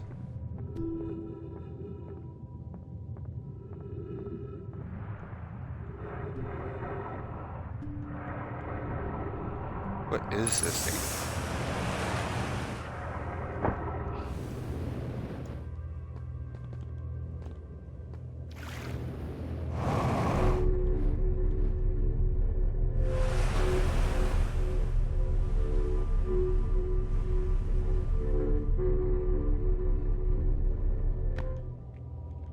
It's a lift.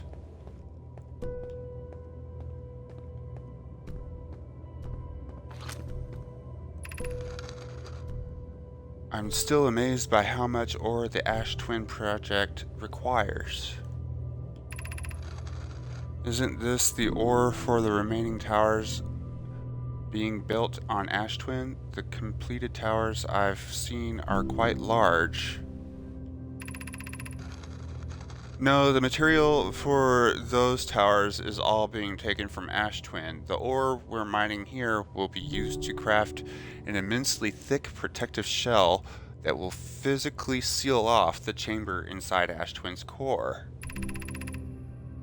I'm relieved by our clan's decision to use Timberhearth's ore only for constructing the shell.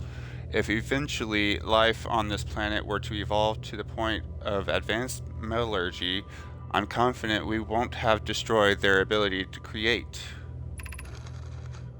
If they're sealing off all entrances, I hope they've planned accordingly. So punny. I thought you had forbidden your apprentice from making puns, Coleus. How else would he improve?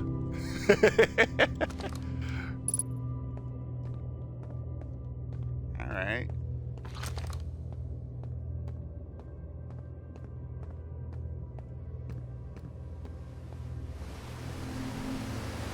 Oh, okay, so I would have came up here if I would have made that jump.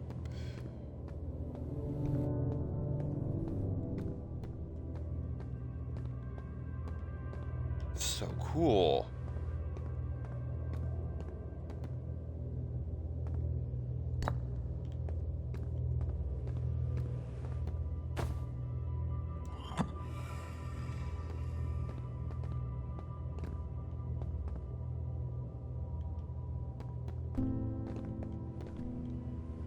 Okay.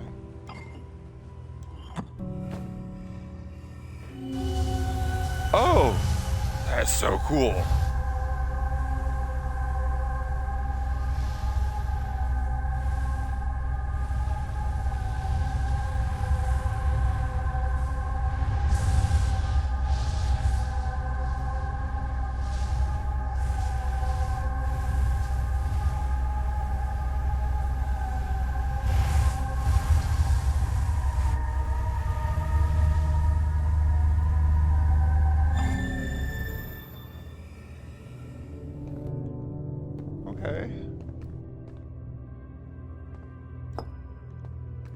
Yeah, put it there.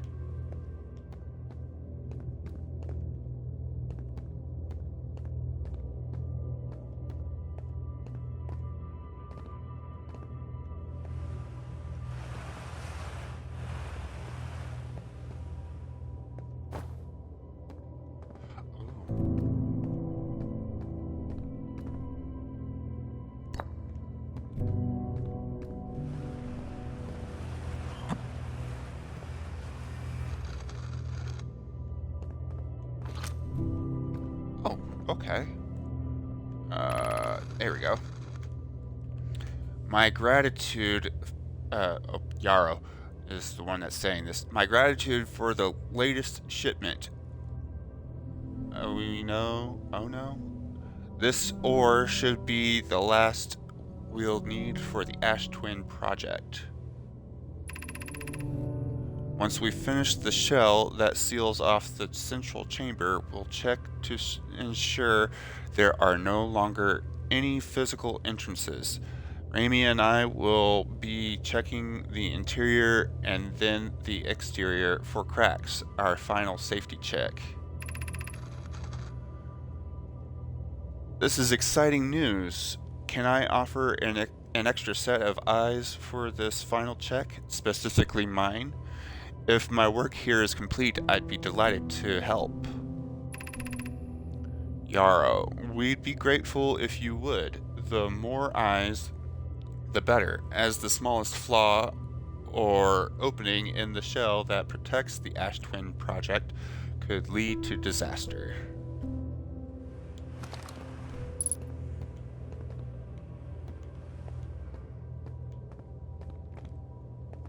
Okay.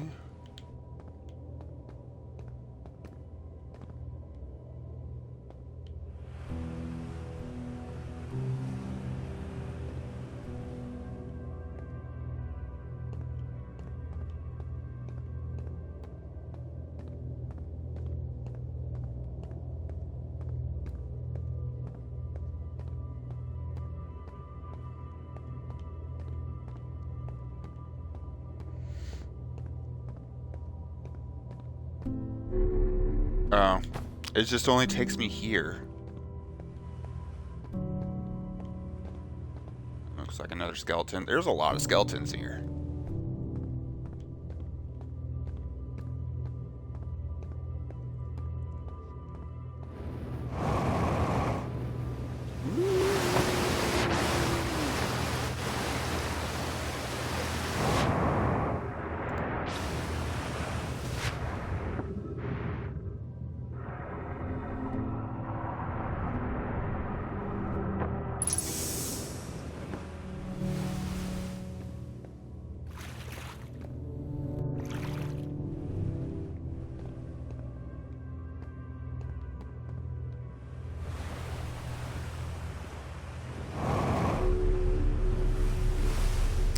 Alright, well, let's just go back up here.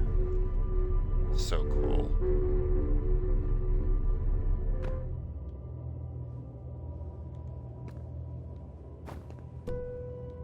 Man, I wonder if I can shortcut my way over there.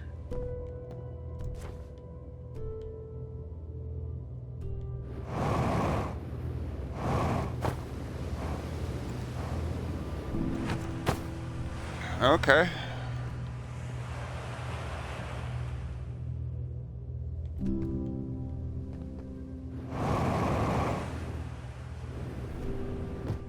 All right. Made it.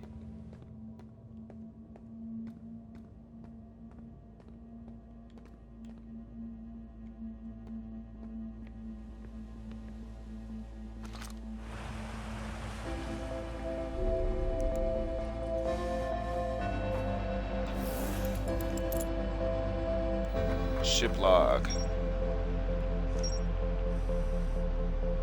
Okay. Entry. The Naomi mined ore, or not Naomi, the Nomai mined ore from this site to craft a protective shell designed to physically seal off the central chamber inside Ash Twin. Once the shell was finished, the Nomai check to ensure there were no longer any physical entrances or cracks.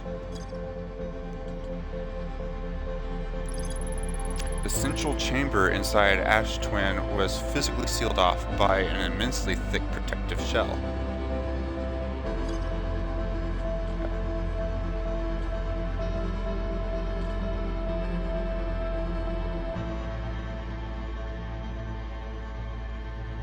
Alright, I think we've done enough on this planet. I keep on saying that. We're really going to leave this planet and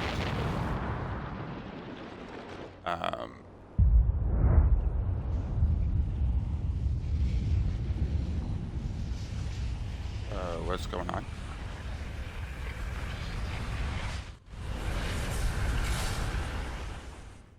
What's going on?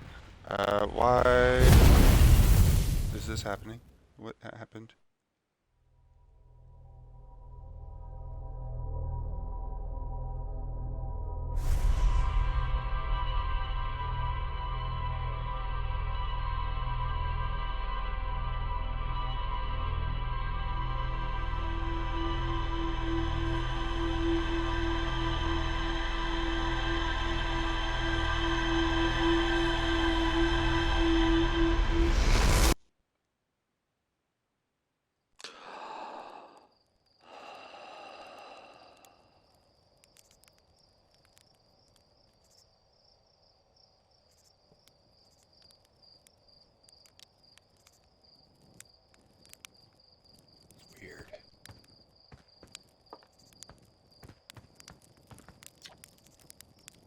There's our pilot, ready to get this beauty off the ground. Hey, what can I do for you? You know the ship is a death trap, right? You're lucky I'm in a time loop because otherwise I'd be super dead.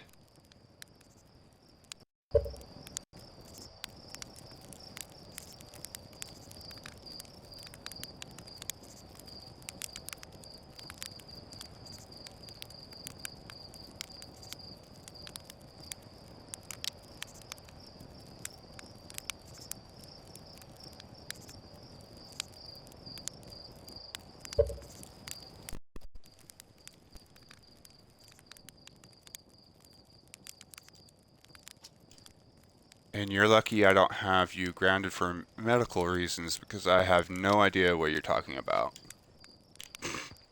Sorry guys, my battery died. I had to change it.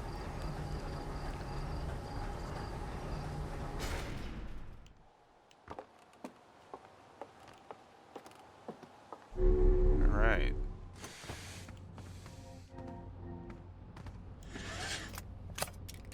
Let's try this again.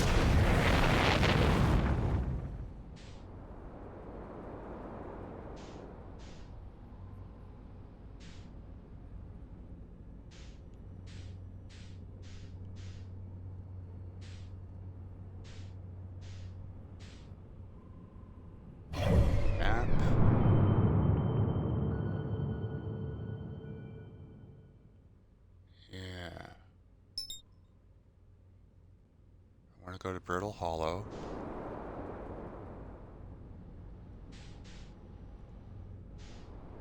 Ah!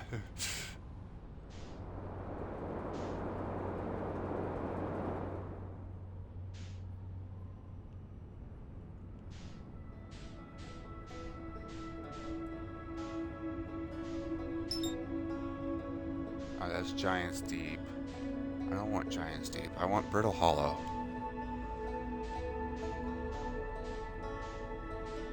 Is that it? Ah! I think I flew into the sun.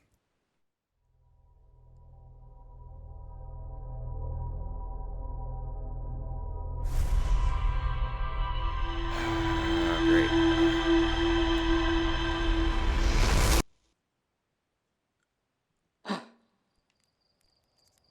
Okay.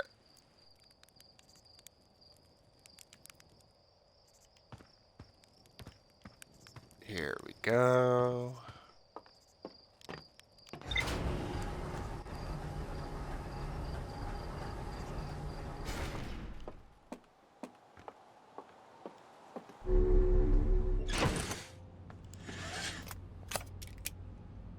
Alright. Oh, so it's called the interloper.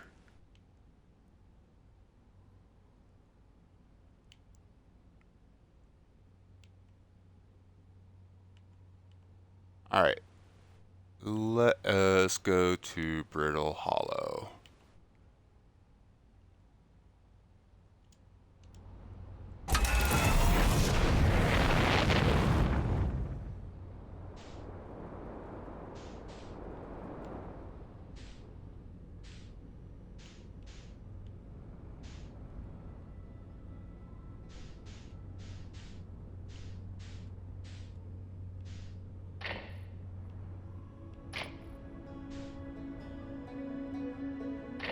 Okay, I don't need my headlights.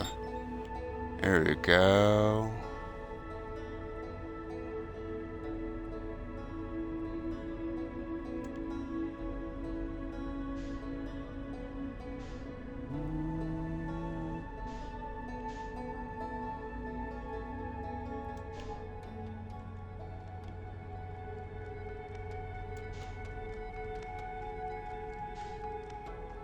Alright, oh.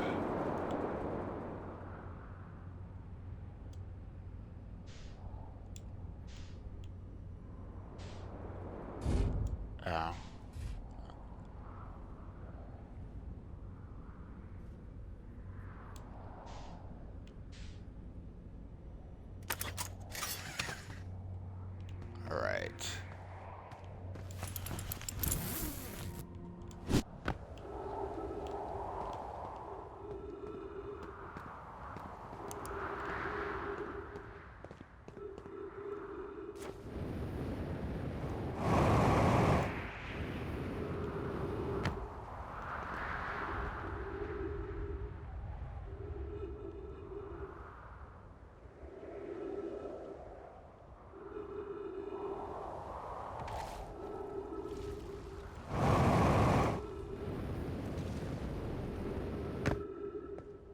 What's this?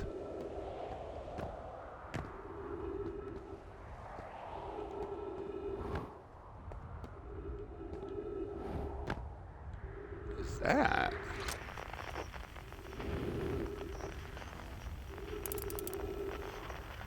Looks like it's a comet.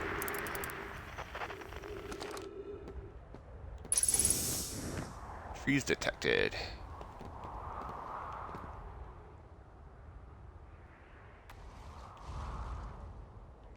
Okay.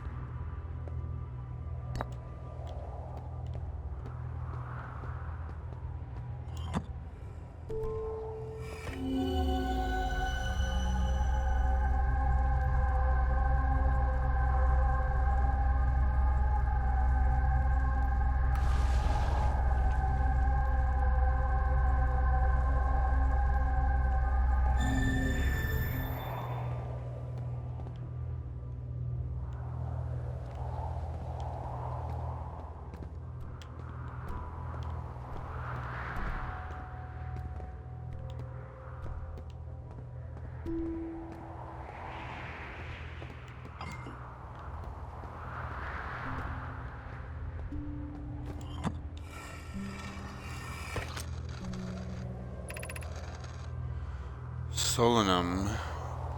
I'm at the shuttle. I'm ready to make my first pilgrimage to the quantum moon.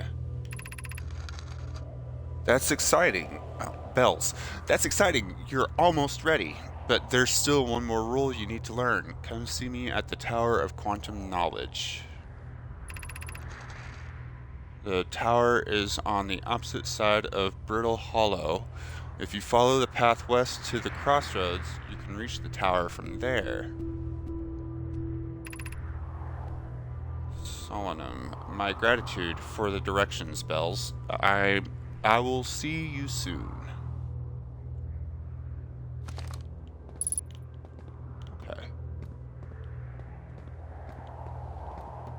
Oh, I can't get behind there.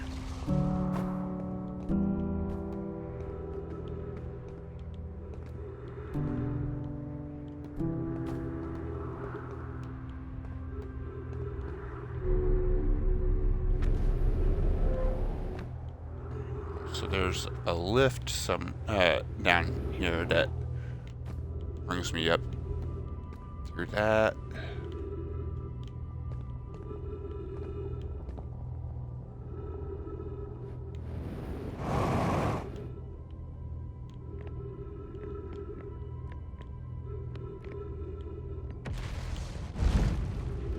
That scared me.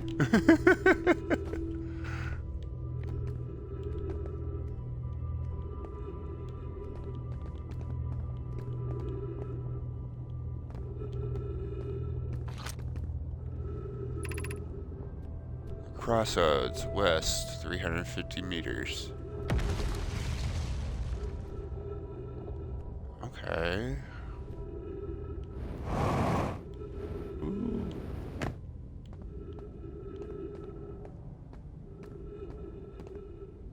This must be just a light.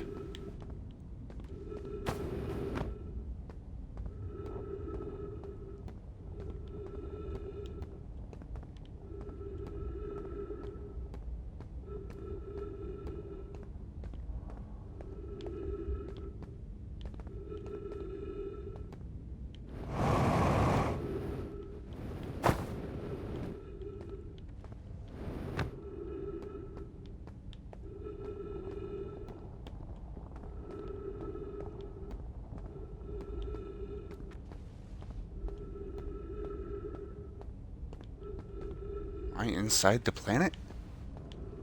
I feel like I am.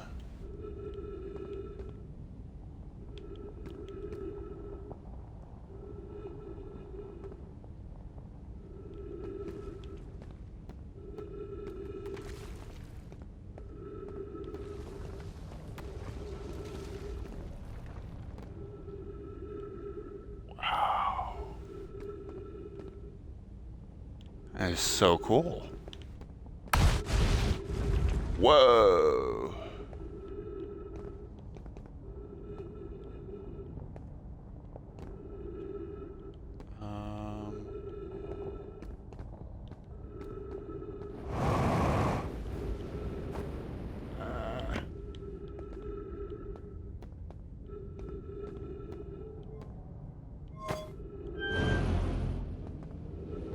Or down.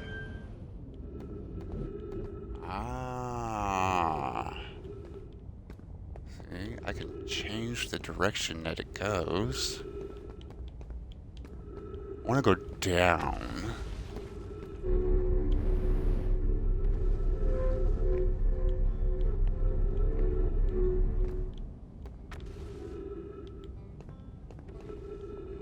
I hear a banjo.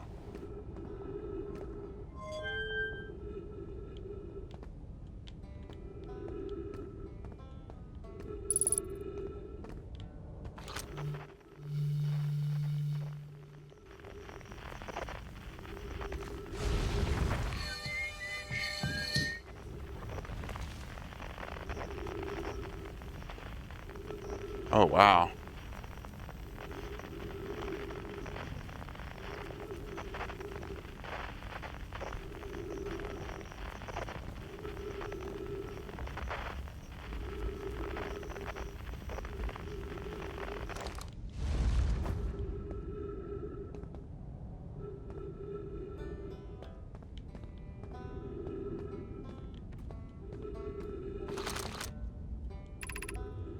The Hanging City, north 250 meters.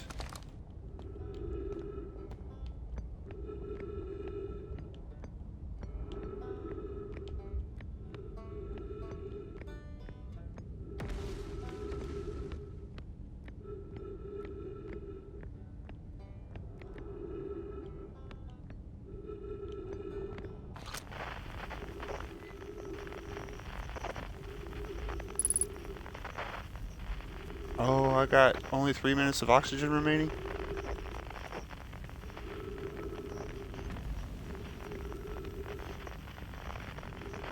I'm heading north towards the North Pole.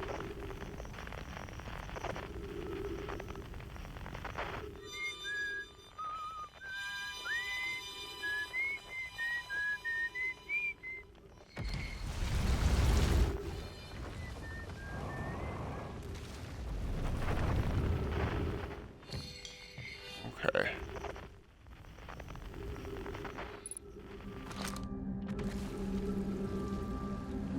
Alright. School District, Meltwater District, Eye Shrine District, Black Hole Forge District.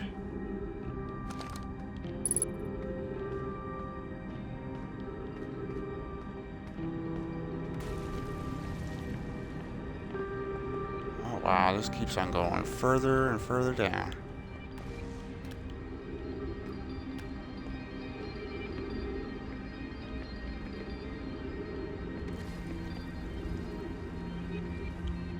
Got a black hole at the bottom? Black hole forge controls. It is a black hole. What did I just do?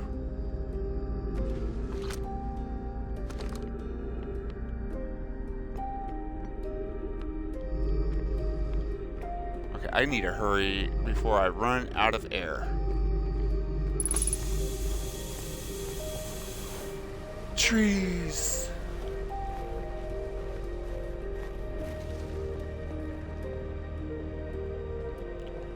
So there's a scroll there. I want to read this first. The Ash Twin project requires a powerful, highly advanced warp core. How should we obtain it?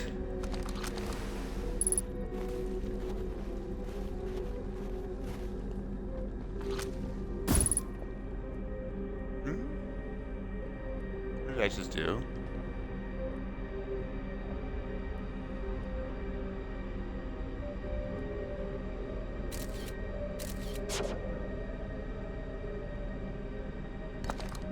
Okay. So I guess holding down right bumper does the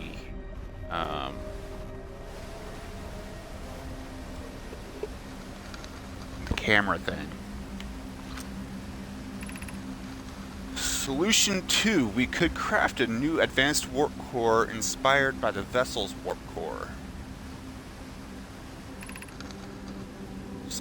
Abandoning the vessel's warp core and its casing means losing valuable knowledge.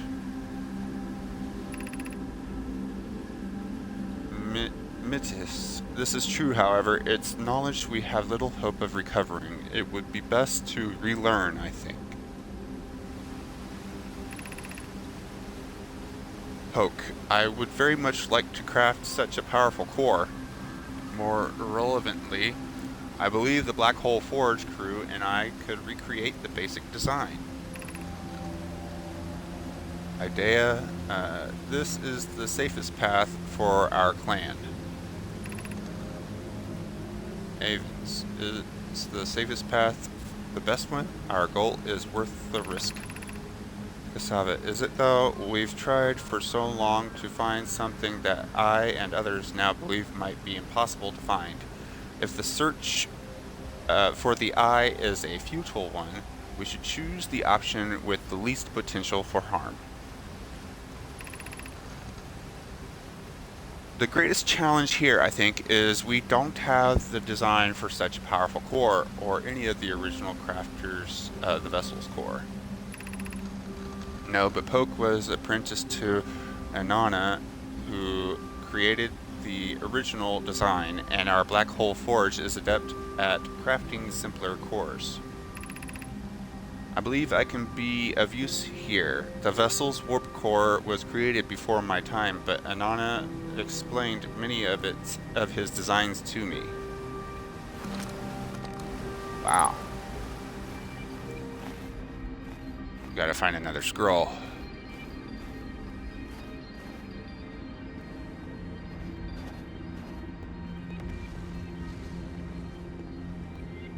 And here it is.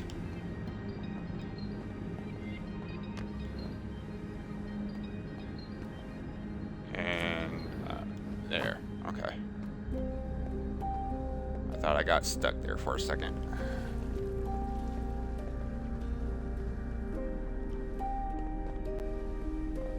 Let's drop the scroll here. Equip the translator.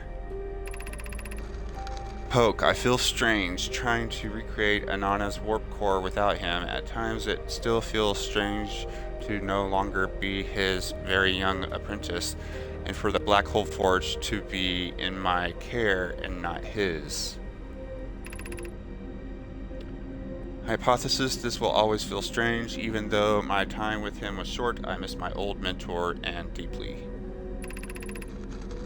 To have the chance to try is thrilling, but I don't want to disappoint everyone. I think I can do this, probably, but what if excitement has clouded my assessment of my own abilities? Was I wrong in volunteering to build it? I was born in this star system and never saw Anana's warp core with my own 3 eyes.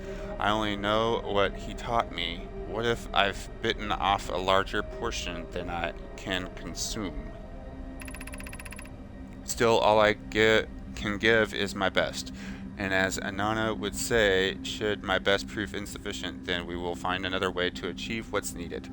I have Clary and Root in the Forge, and I have my clan. I am not alone.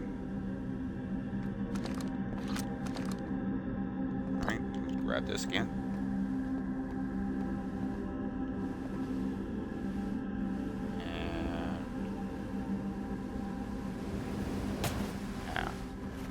Alright.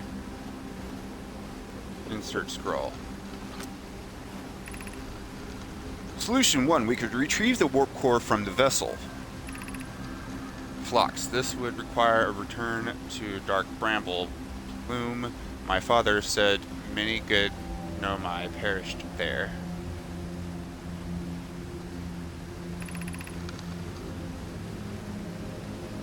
Psychad. My mentor Coleus and his old mentor once discovered and studied an anglerfish fossil on Ember Twin. Using that knowledge, we could avoid the anglerfish entirely.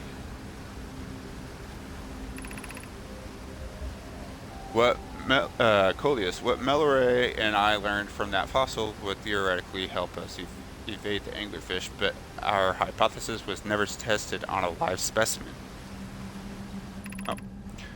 Rami, I remember that anglerfish fossil. We used to play in Fossil Fish Cave when we were children.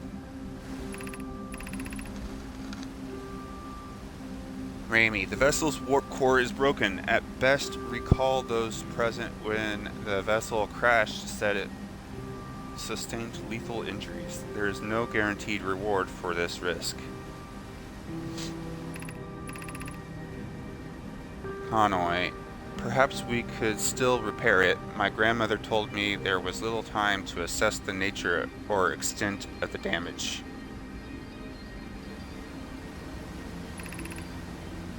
Cassava. Even if it no longer functions, the old core could be a valuable blueprint, provided we're able to transport it back here.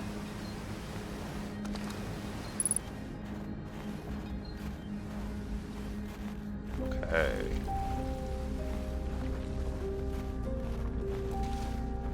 Well, I'm glad there was trees here. 'Cause, yeah.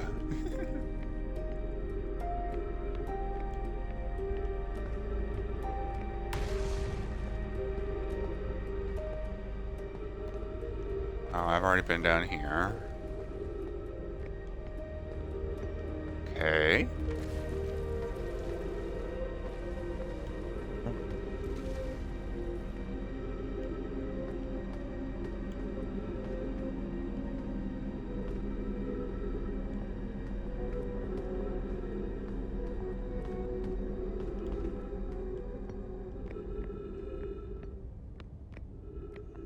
Right.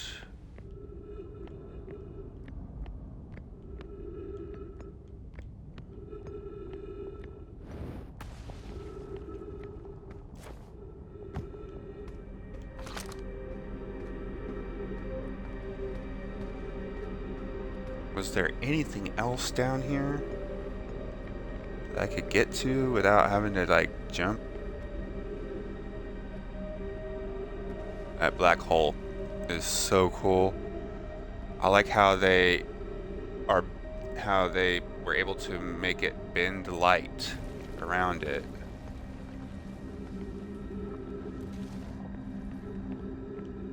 Oh. Black hole force controls. Oh, that's okay.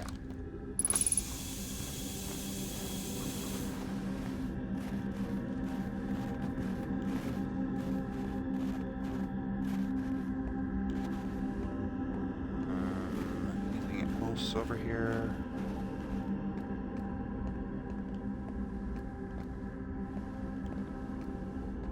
Does not look like it.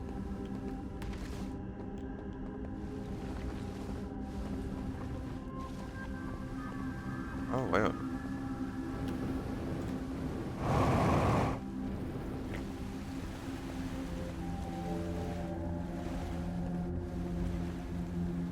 Okay.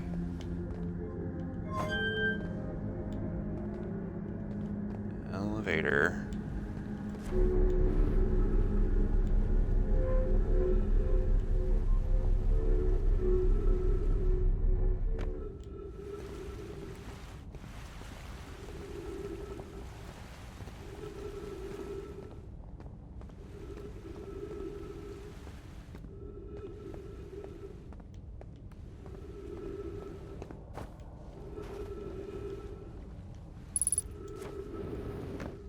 Ship hull breach detected. Oh no.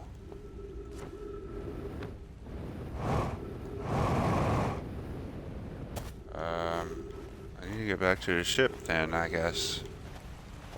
Right.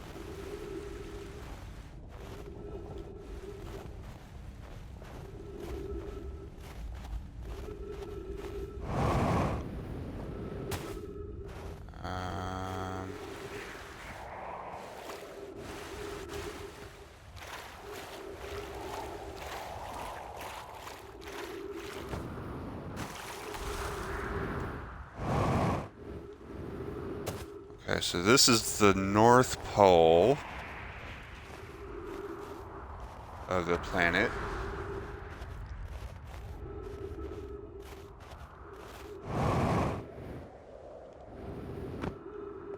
Okay. Wow.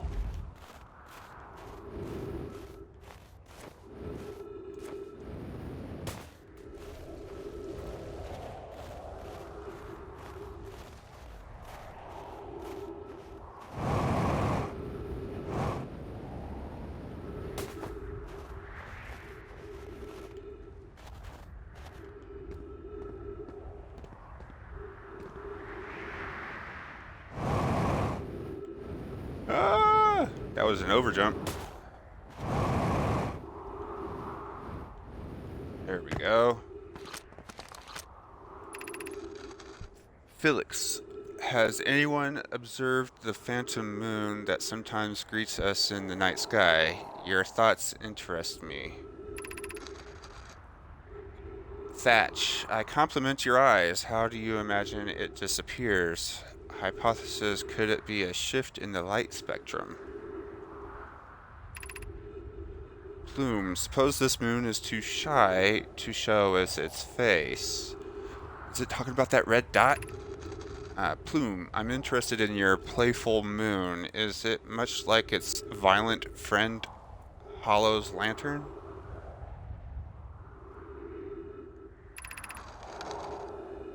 Felix, this moon isn't volcanic to my unaided eyes. Sometimes it leaves its friend Hollow's lantern for nights at a time. The nights the moon circles this planet appears random. It seems to travel as it likes. Thatch, imagine if there were two volcanic moons. Hypothesis, there can exist too much lava. I'd strongly prefer we test the null hypothesis. Then I imagine there'd be none of us left. Okay.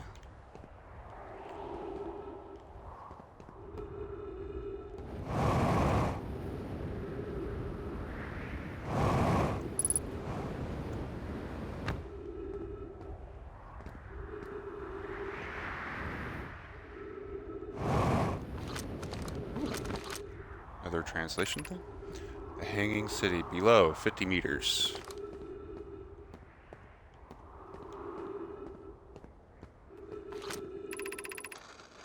Clary, to our friends on Brittle Hollow, I just warped here from the White Hole station on the other side of Brittle Hole's black hole. Our design worked. We've successfully recreated warp travel. Poke, I don't know how close it is to Inanna's original design, but as long as what we've built works, then I'm delighted. I knew we could do it. Cassava, I hope you're reading this. Poke, wait, this can't be correct. Clary, have you seen these readings? If they were accurate, they would violate causality. There must be an equipment error somewhere. Poke, I'm returning to the White Hole station. If you and Root meet me there, we can run a full diagnostic and hopefully locate the problem. Poke, don't tell Cassava. Felix, this is wonderful news. I can't wait to see the warp tower, although it's been a long time since I've jumped through a black hole. Oh, okay.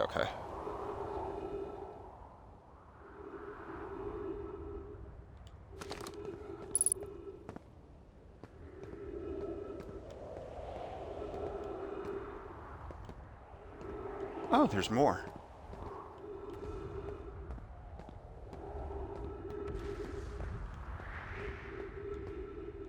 I need a stone to put in these.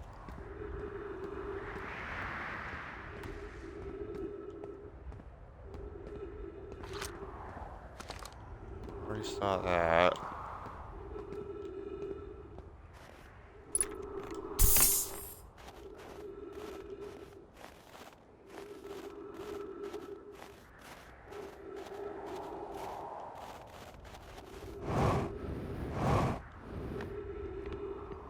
Yeah, here's this thing again. On this planet.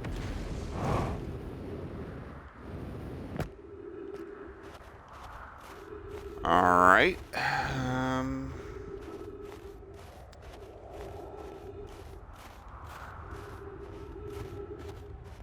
don't want to get too far away from this. I know there's gotta be that one stone thing around here somewhere.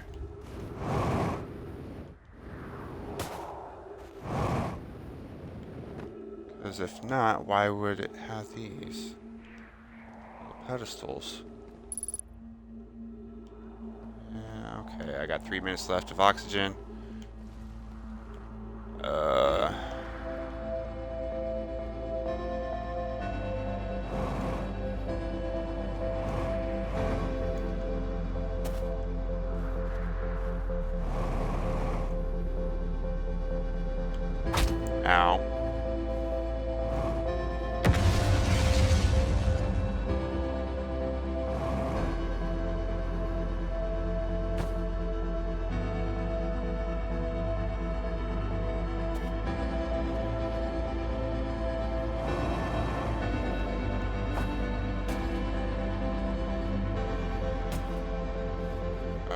I saw a lift earlier. Is it over here? Yes.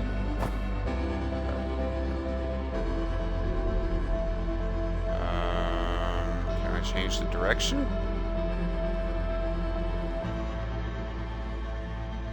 Doesn't look like I can. I want to go down.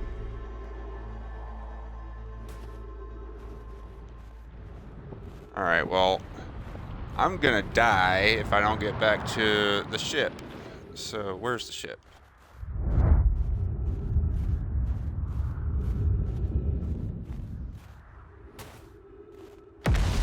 Whoa, that was close.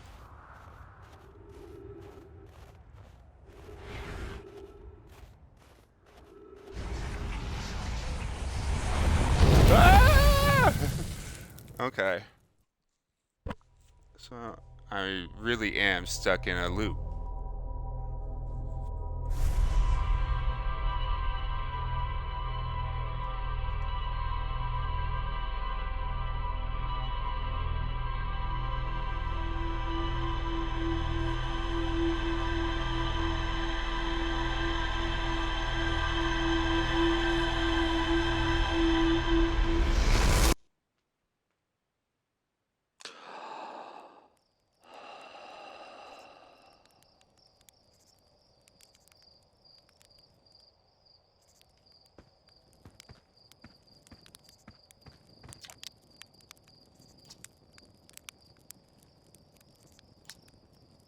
Well, yeah, it's a death trap, but a really powerful death trap.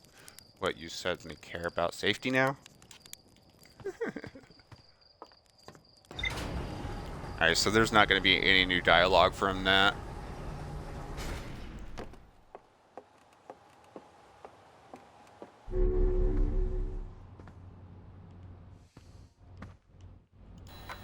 Let's do this.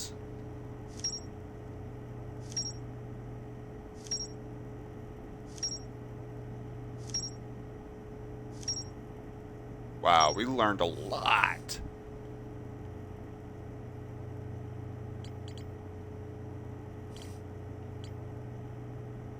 Alright, so, view entry. I know my city, suspended beneath Brittle Hollow's northern glacier. The city is divided vertically into 4 districts. I found a switch in the Meltwater district that raises and lowers the Black Hole Forge. The Nomai debated how to obtain the powerful, highly advanced warp core required for the Ash Twin project. There's more to explore here. A vessel. The vessel's warp core broke when the ship crashed in Dark Bramble. The Nomai learned how to evade anglerfish, theoretically at least, by studying an anglerfish fossil they found on Ember Twin. The Black Hole Forge is suspended below the hanging city. I found a switch in the Meltwater district that raises and lowers the Black Hole Forge district is the highest district in the hanging city. A Nomai named Poke planned to create a new advanced warp core in the Black Hole Forge. Okay.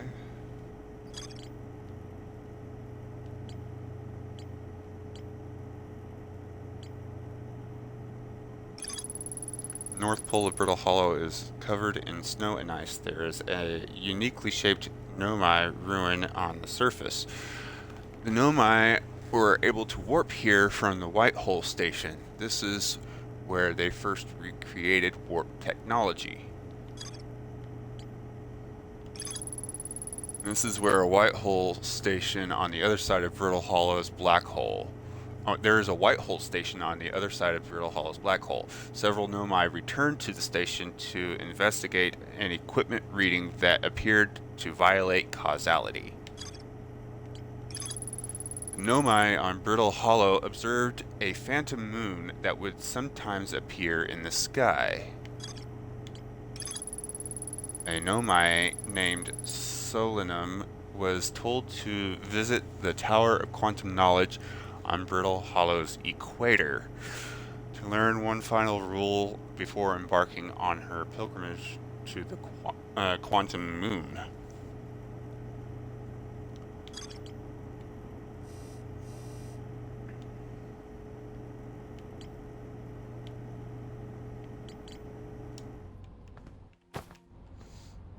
Okay.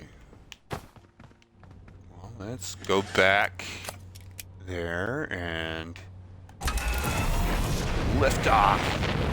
Let's go back and see what we can find out. Where is it? There it is.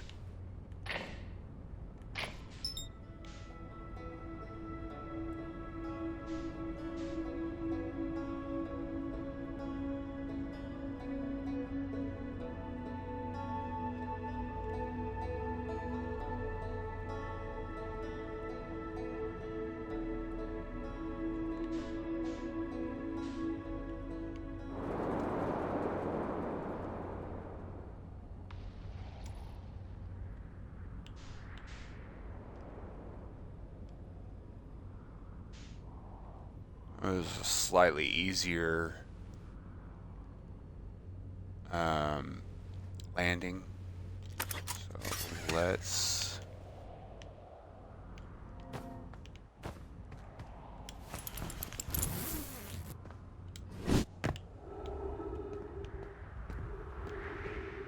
see where we're at. Oh, we're close to the South Pole this time.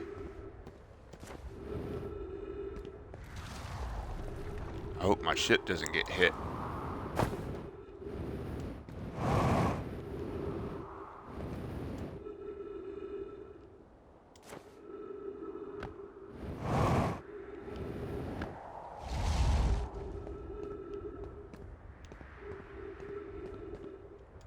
I want to get to the South Pole.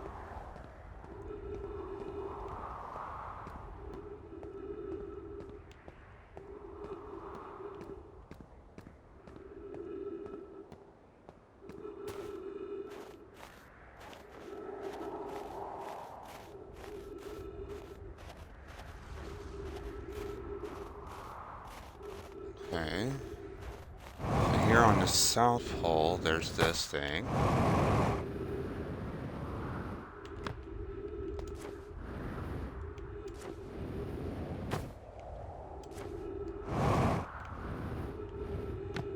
wonder what this thing is.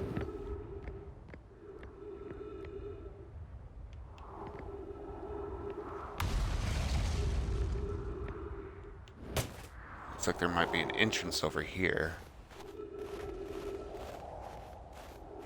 It is right by my... I landed right next to it, too. Okay. I'm here. I did it. I put the ship down safely. And the ship went down, and I didn't sustain bodily harm. A few minor repairs, and it's like the ship never even hit those rocks. One of my better attempts, Feldspar would barely have laughed at me, I bet.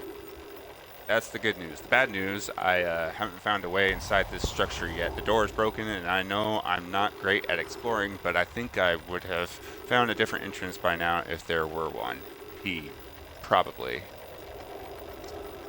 I can't get inside from here, but I know there are paths below the surface.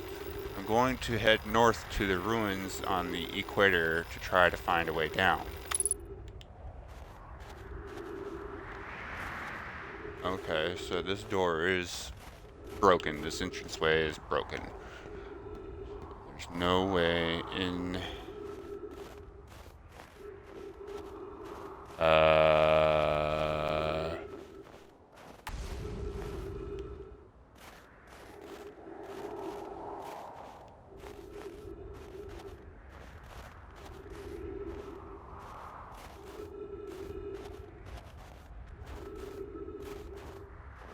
Oh, this is not my ship.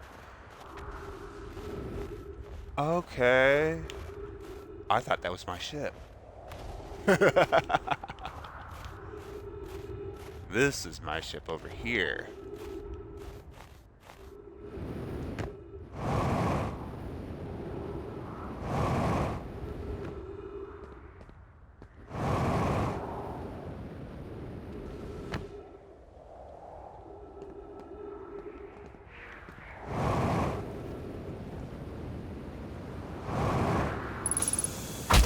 Ow. At least there's trees over here.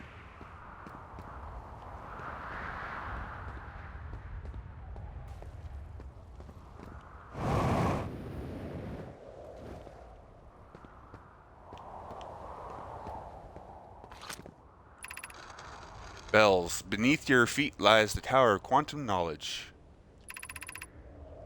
If you are preparing to make your first pilgrimage to the Quantum Moon, descend the steps to the entrance below. The knowledge held within will help you on your journey.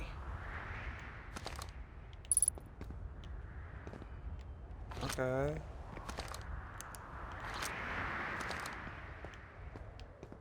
Oh, there's a thing over here too. Plume. The trees are moving. The trees in this grove wander about freely, the entire plant, roots, and all. This is not normal, even for this alien planet, and I never see them move. Is that even possible? If anyone else witnesses this disturbing behavior, I implore you, record your observations here. Either these trees are aberrant, or my brain must be. Thatch. Alarmingly, it isn't only the trees. There is other matter in this area, such as that unusual shard of rock moving in the same eerie way. Plume is right, the trees do move. I confess I didn't notice until I read his notes. Okay. That rock is unusual for another reason, too. Thatch. It possesses color and texture I've never seen elsewhere on this planet. Felix. Hypothesis. This rock shard's presence is significant. We should study it. Could it be what is causing other nearby objects to also move about this area?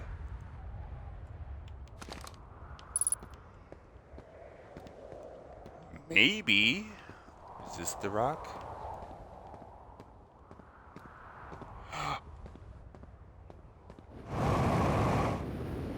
It does move. Thatch. Plume, Felix, and I have determined this atypical shard of rock is the reason objects in this grove are behaving in a quantum manner.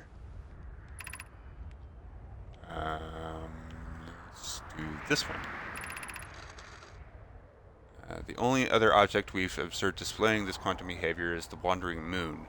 I imagine the moon's behavior and this groves are related. Plume, in her note from earlier, Felix mentions this strange type of rock isn't found elsewhere on Brittle Hollow. What if it isn't originally from this planet? Plume. Hypothesis. This quantum shard is from the wandering quantum moon. Perhaps it is even a small piece of the moon itself. I would think it is. Felix. Of note, a unique signal is coming from this shard. Curiously, our friend the wandering moon sounds the same. Felix. I've also heard the same signal this shard produces calling out from Giant's Deep, Timber Hearth, and the Hourglass Twins. Suppose there are other shards like this one.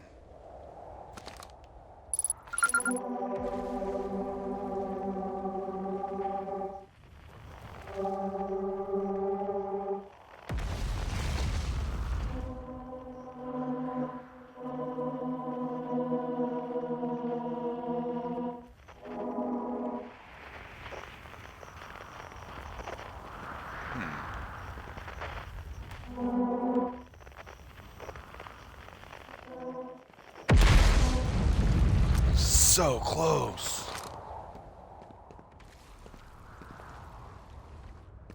All right.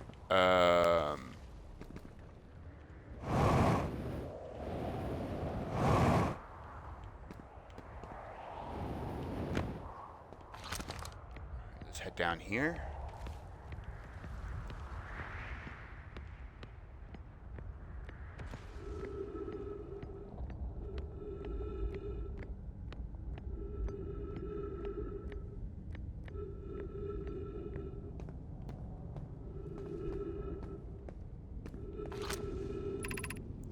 Southern Observatory, south 550 meters. Entrance to the Tower of Quantum Knowledge below 90 meters.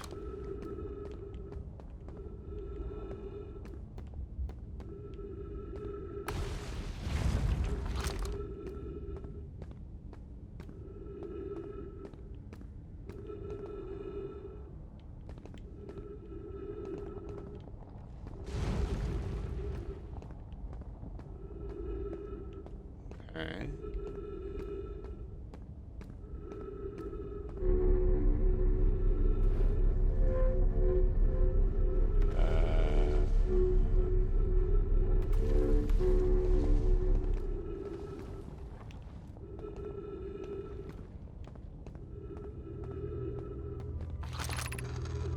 Bells, be welcomed in this place.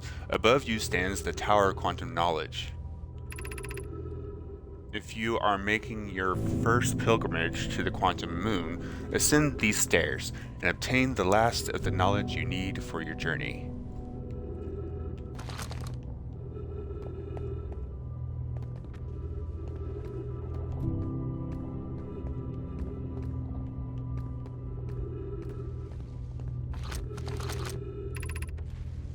Crossroads east, 190 meters. Okay. Let's... Ooh. No. Put away.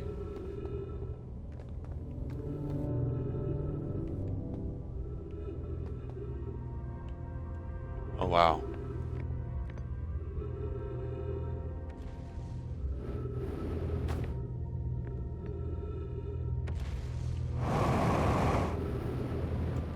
Nope. Ow.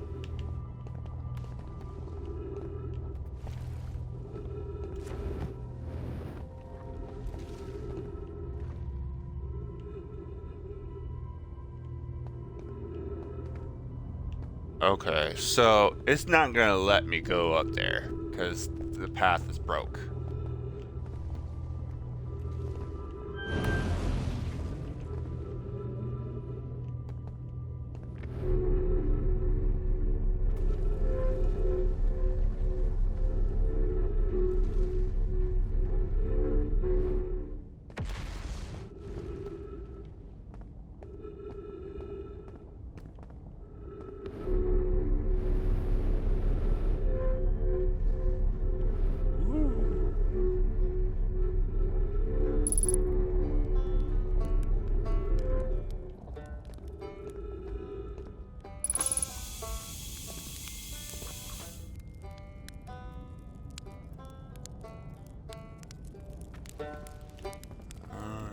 Talk to Ryback.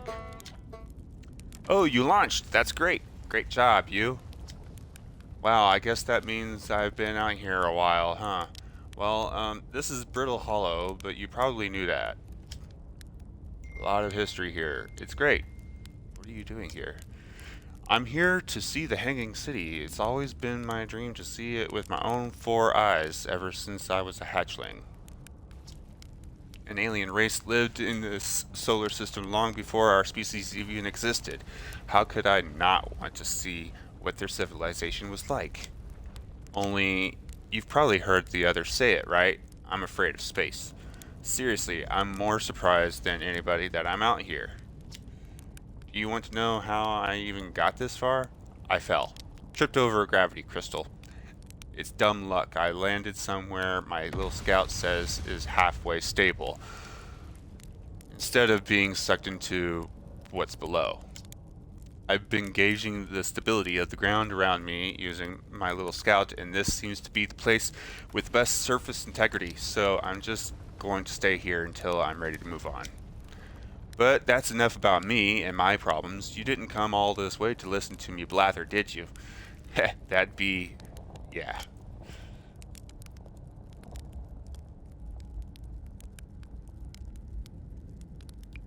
Where should I explore? Oh wow, where shouldn't you explore here? Not the black hole, actually. That's very no. Which is unfortunate because the most exciting stuff is all below the crust, including the Hanging City. That's just to the north. You can kind of see it from here. There's also this big dome on the South Pole called the Southern Observatory. You can't get inside from the surface. Trust me, I tried. But if it's like the rest of the Nomai structures here, there's probably a path to it beneath the crust somewhere. Good luck with exploring. If you learn anything about the Nomai, I'd love to hear it, if it's not too much trouble. Okay, I learned something. Oh, cool. What is it? I saw the Hanging City on Brittle Hollow. You visited the Hanging City? Oh gosh, how was it? Was it amazing? Was it beautiful? Was it scary? The Hanging City is where the Nomai settled permanently on Brittle Hollow. It was their most advanced settlement here. Why they chose to build their most advanced settlement so close to a you-know-what is beyond me. Maybe that kind of thing makes sense to the Nomai, though. Maybe they needed the black hole for something.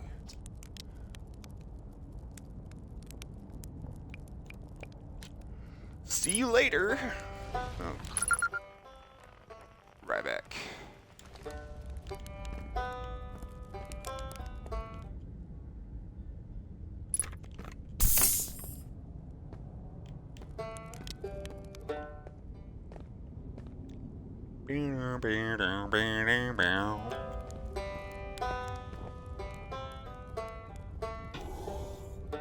Roast marshmallow.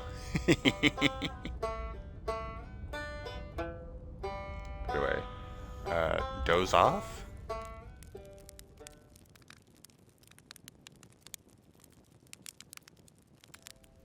Okay.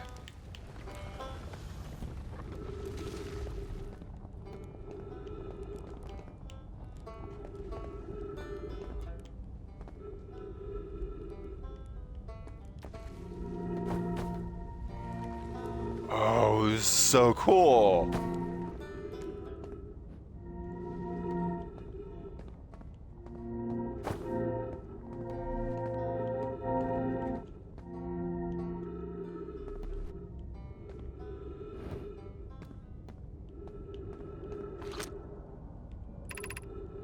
Gravity cannon, east, 400 meters.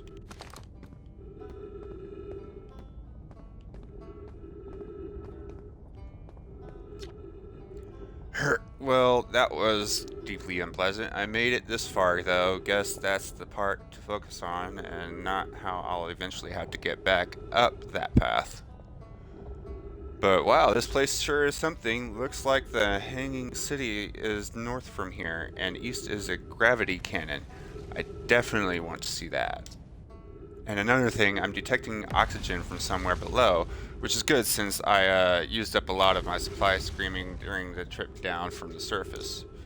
As soon as I stop dry heaving, I'm going to head farther down below so I can refill my tank. Okay, yeah, we were just there too.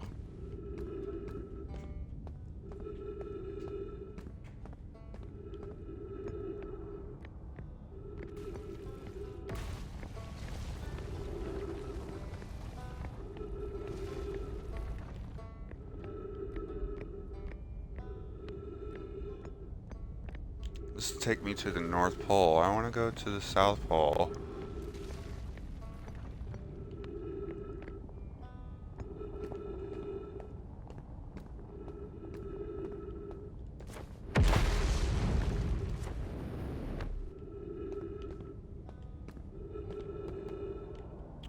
Oh, here's a sign. Gravity Crystal Workshop above 140 meters.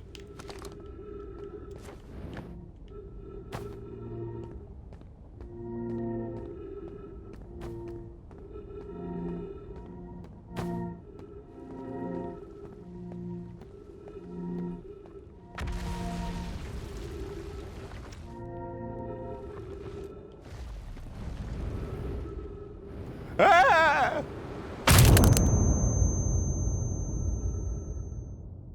I died.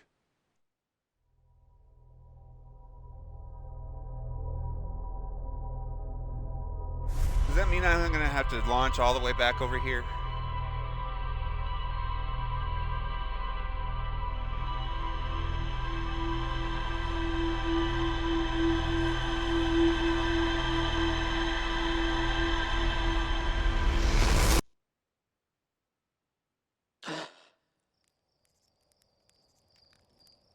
Yeah.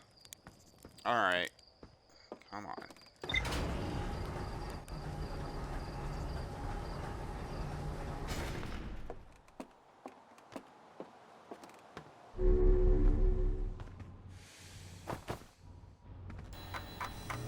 Ship log.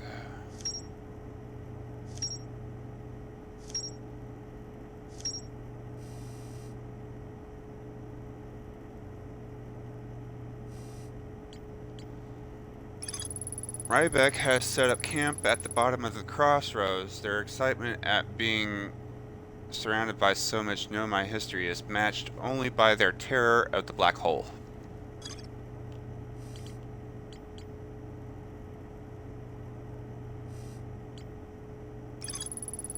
This tower, located on Brittle Hollow's equator, held useful knowledge for Nomai embarking on their first pilgrimage to the quantum moon.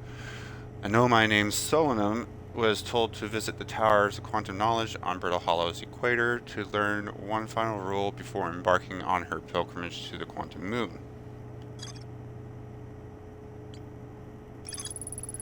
Strange rock shard that wanders when no one is watching. The Nomai determined this shard is the reason objects in this grove behave in a quantum manner.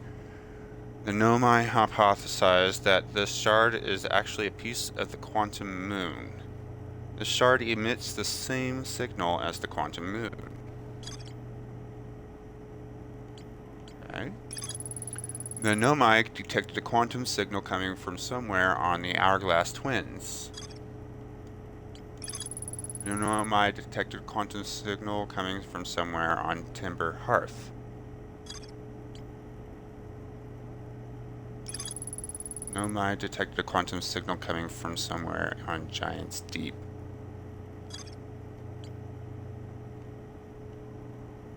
Okay.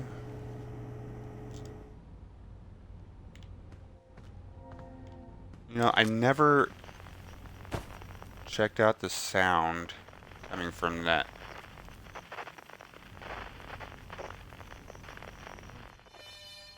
Oh, not that. Okay. So let's exit. Go down.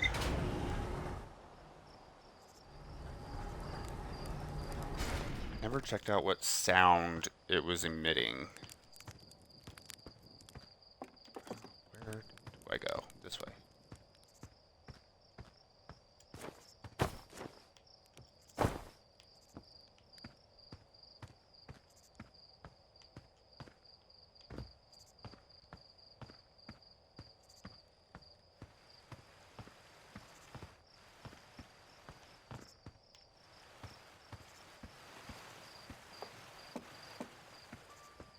It's the observatory.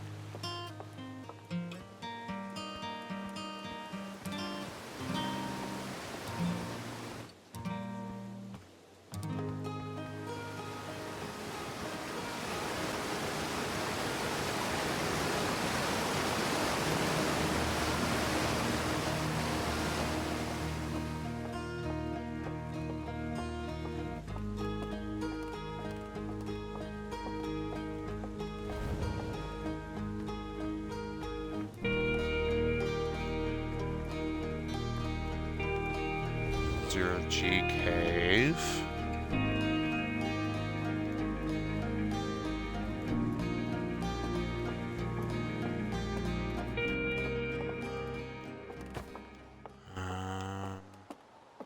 Where's that museum?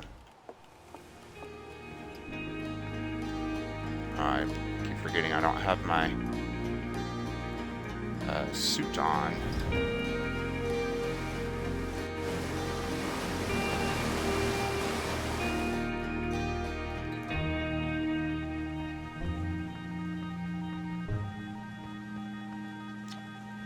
Hey, come say hi to your old flight coach before you launch. I've got zero G training set up if you want a refresher. Jocelyn. Okay. This way, I think.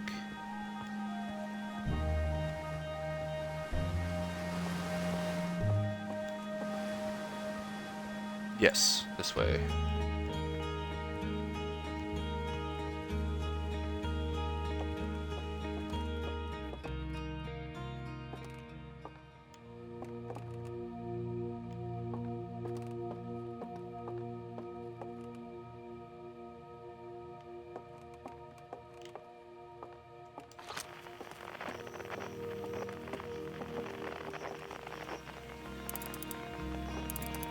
Oh, it doesn't seem to be emitting a signal.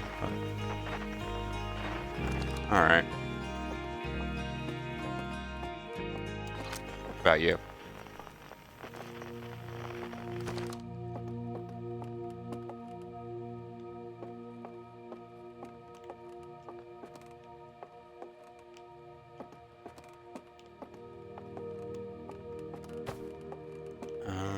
up here?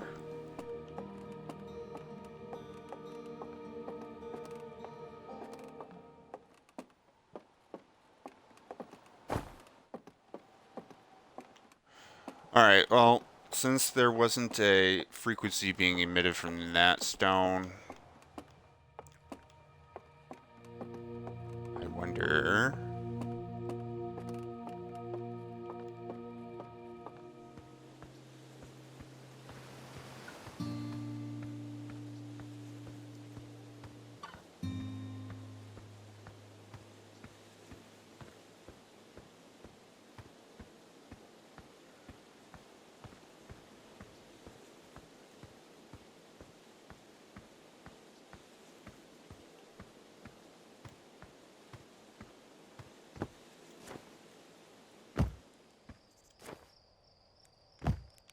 Alright.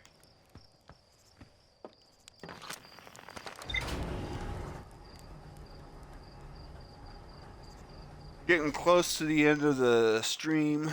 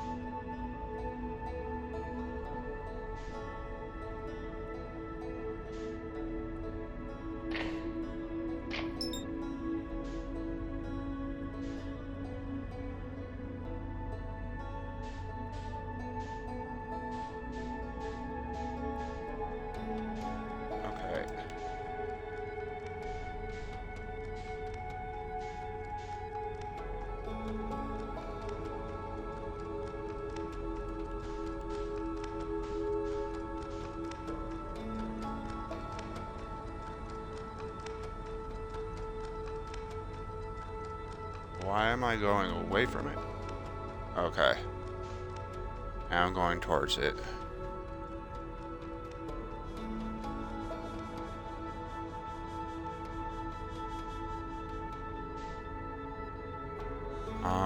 It's because I'm moving with its orbit. No, no, no, no, no. Come back. No!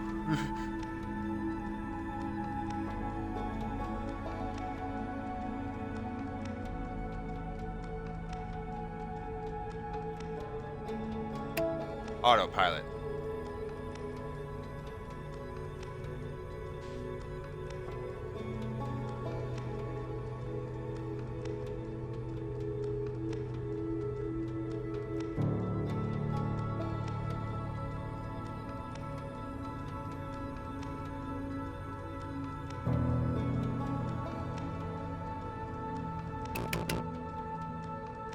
Okay.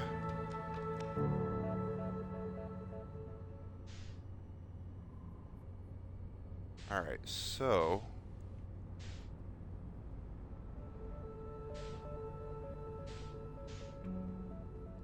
where should I go?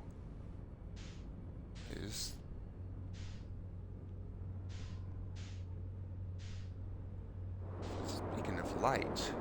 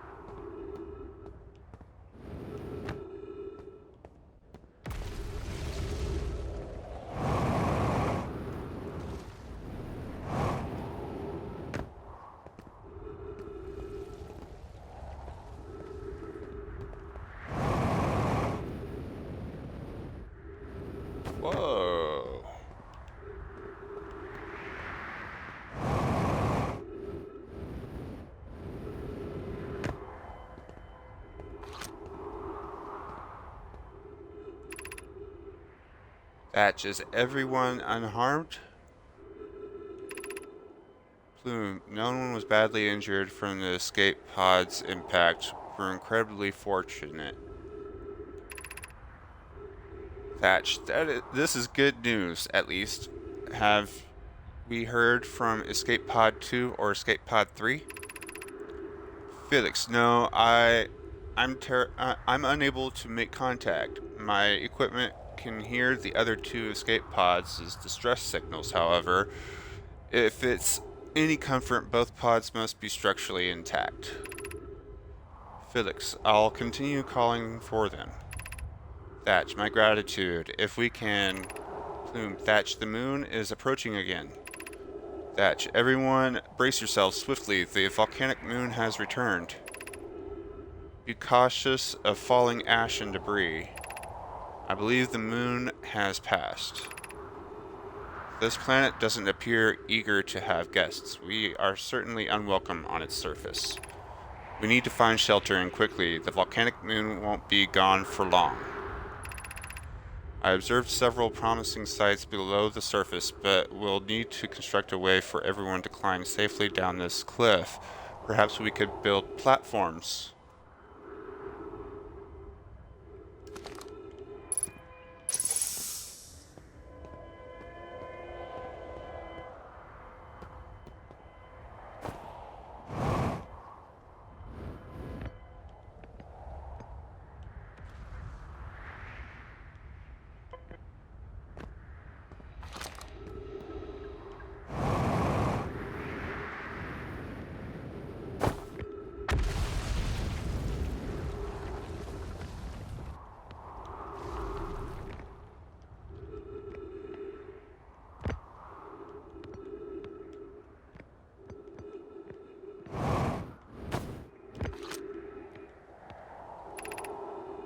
Alert, collision imminent.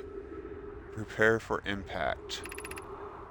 Scanning external environment, scan complete. Minor structural instabilities detected. Pockets of breathable air detected. Adequate solar energy detected. Verdict hospitable. Oh, okay. Begin flight log. Escape Pod 1. Vessel has been mortally injured. Emergency sequence activated. Awaiting departure from vessel. Escape Pod 3, launching Escape Pod 2, now launching Escape Pod 1.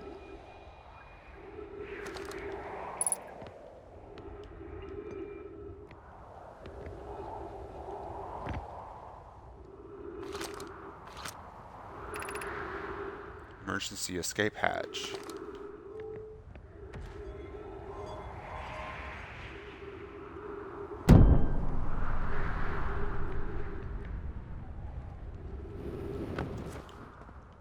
Oh, okay.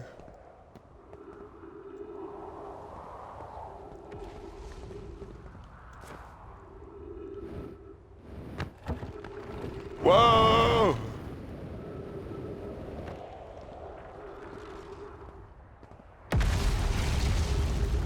I can walk on these as long as I don't land on them too hard.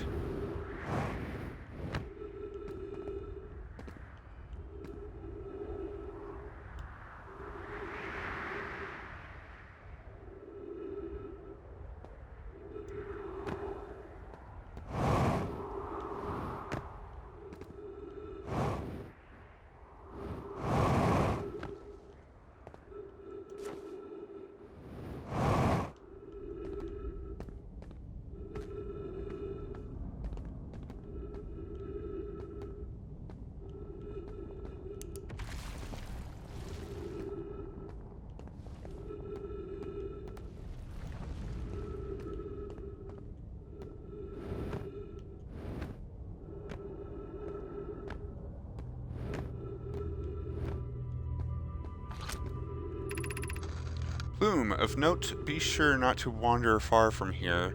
Though this area is somewhat unstable, it is safer than any we've found so far. Plume, the temporary settlement is finished, but remember to be cautious of falling rocks and dust created by meteor impacts.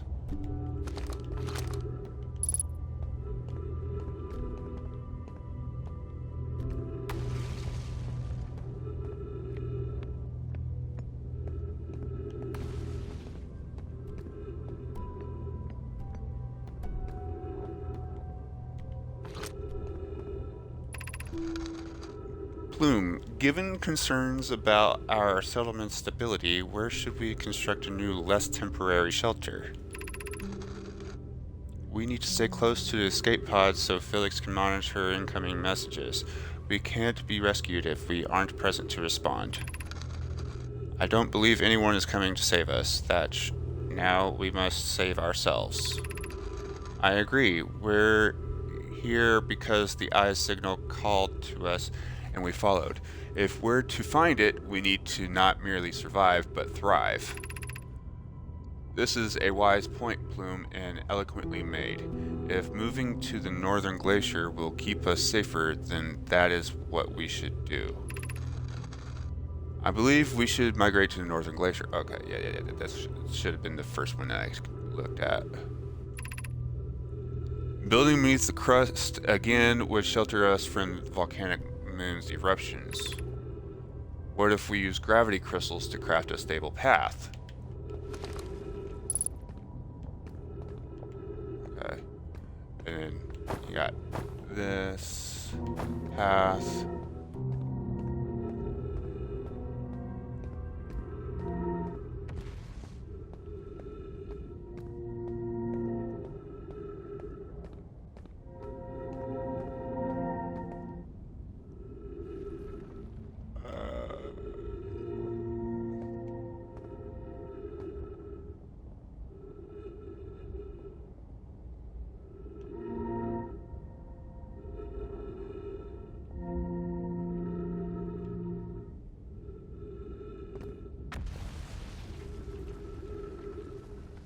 Well, there's the black hole. So since I've gone over 3 hours, I'm gonna do something that I probably should not do.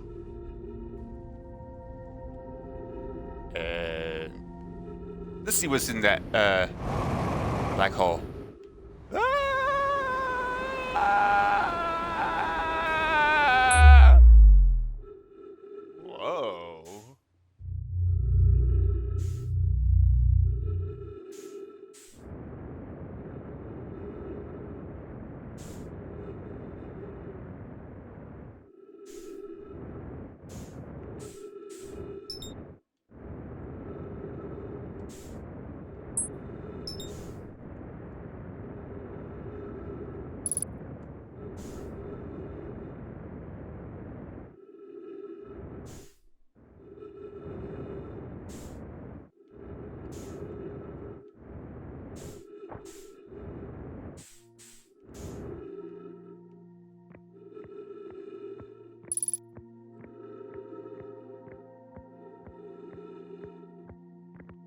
That's the white hole.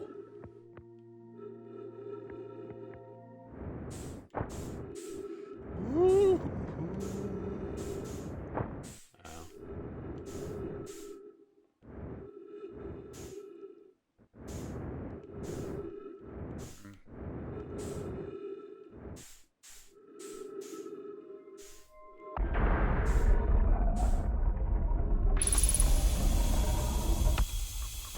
Trees.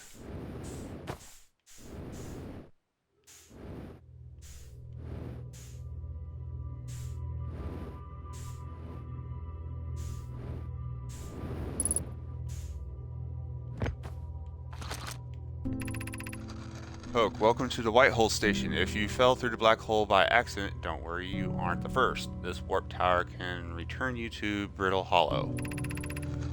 Every warp tower is tuned to a specific astral body. A tower's warp can only be used during the brief window when the tower is aligned with its corresponding astral body, in this case Brittle Hollow. If you look up while the station is rotating, you can see the alignment happens when the astral body is directly overhead. You must be standing on the warp platform on the floor during this alignment to be warped.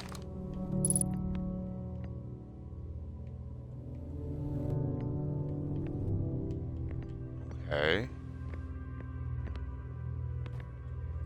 Ember Twin Projection Stone. Well, I need to get out of here and in this stream. So we're going to end it right here. Thank you guys for watching today's first episode of Wilds. And sorry, I was laughing because my wife was being weird right next to me. Thank you for watching episode 1 of Outer Wilds.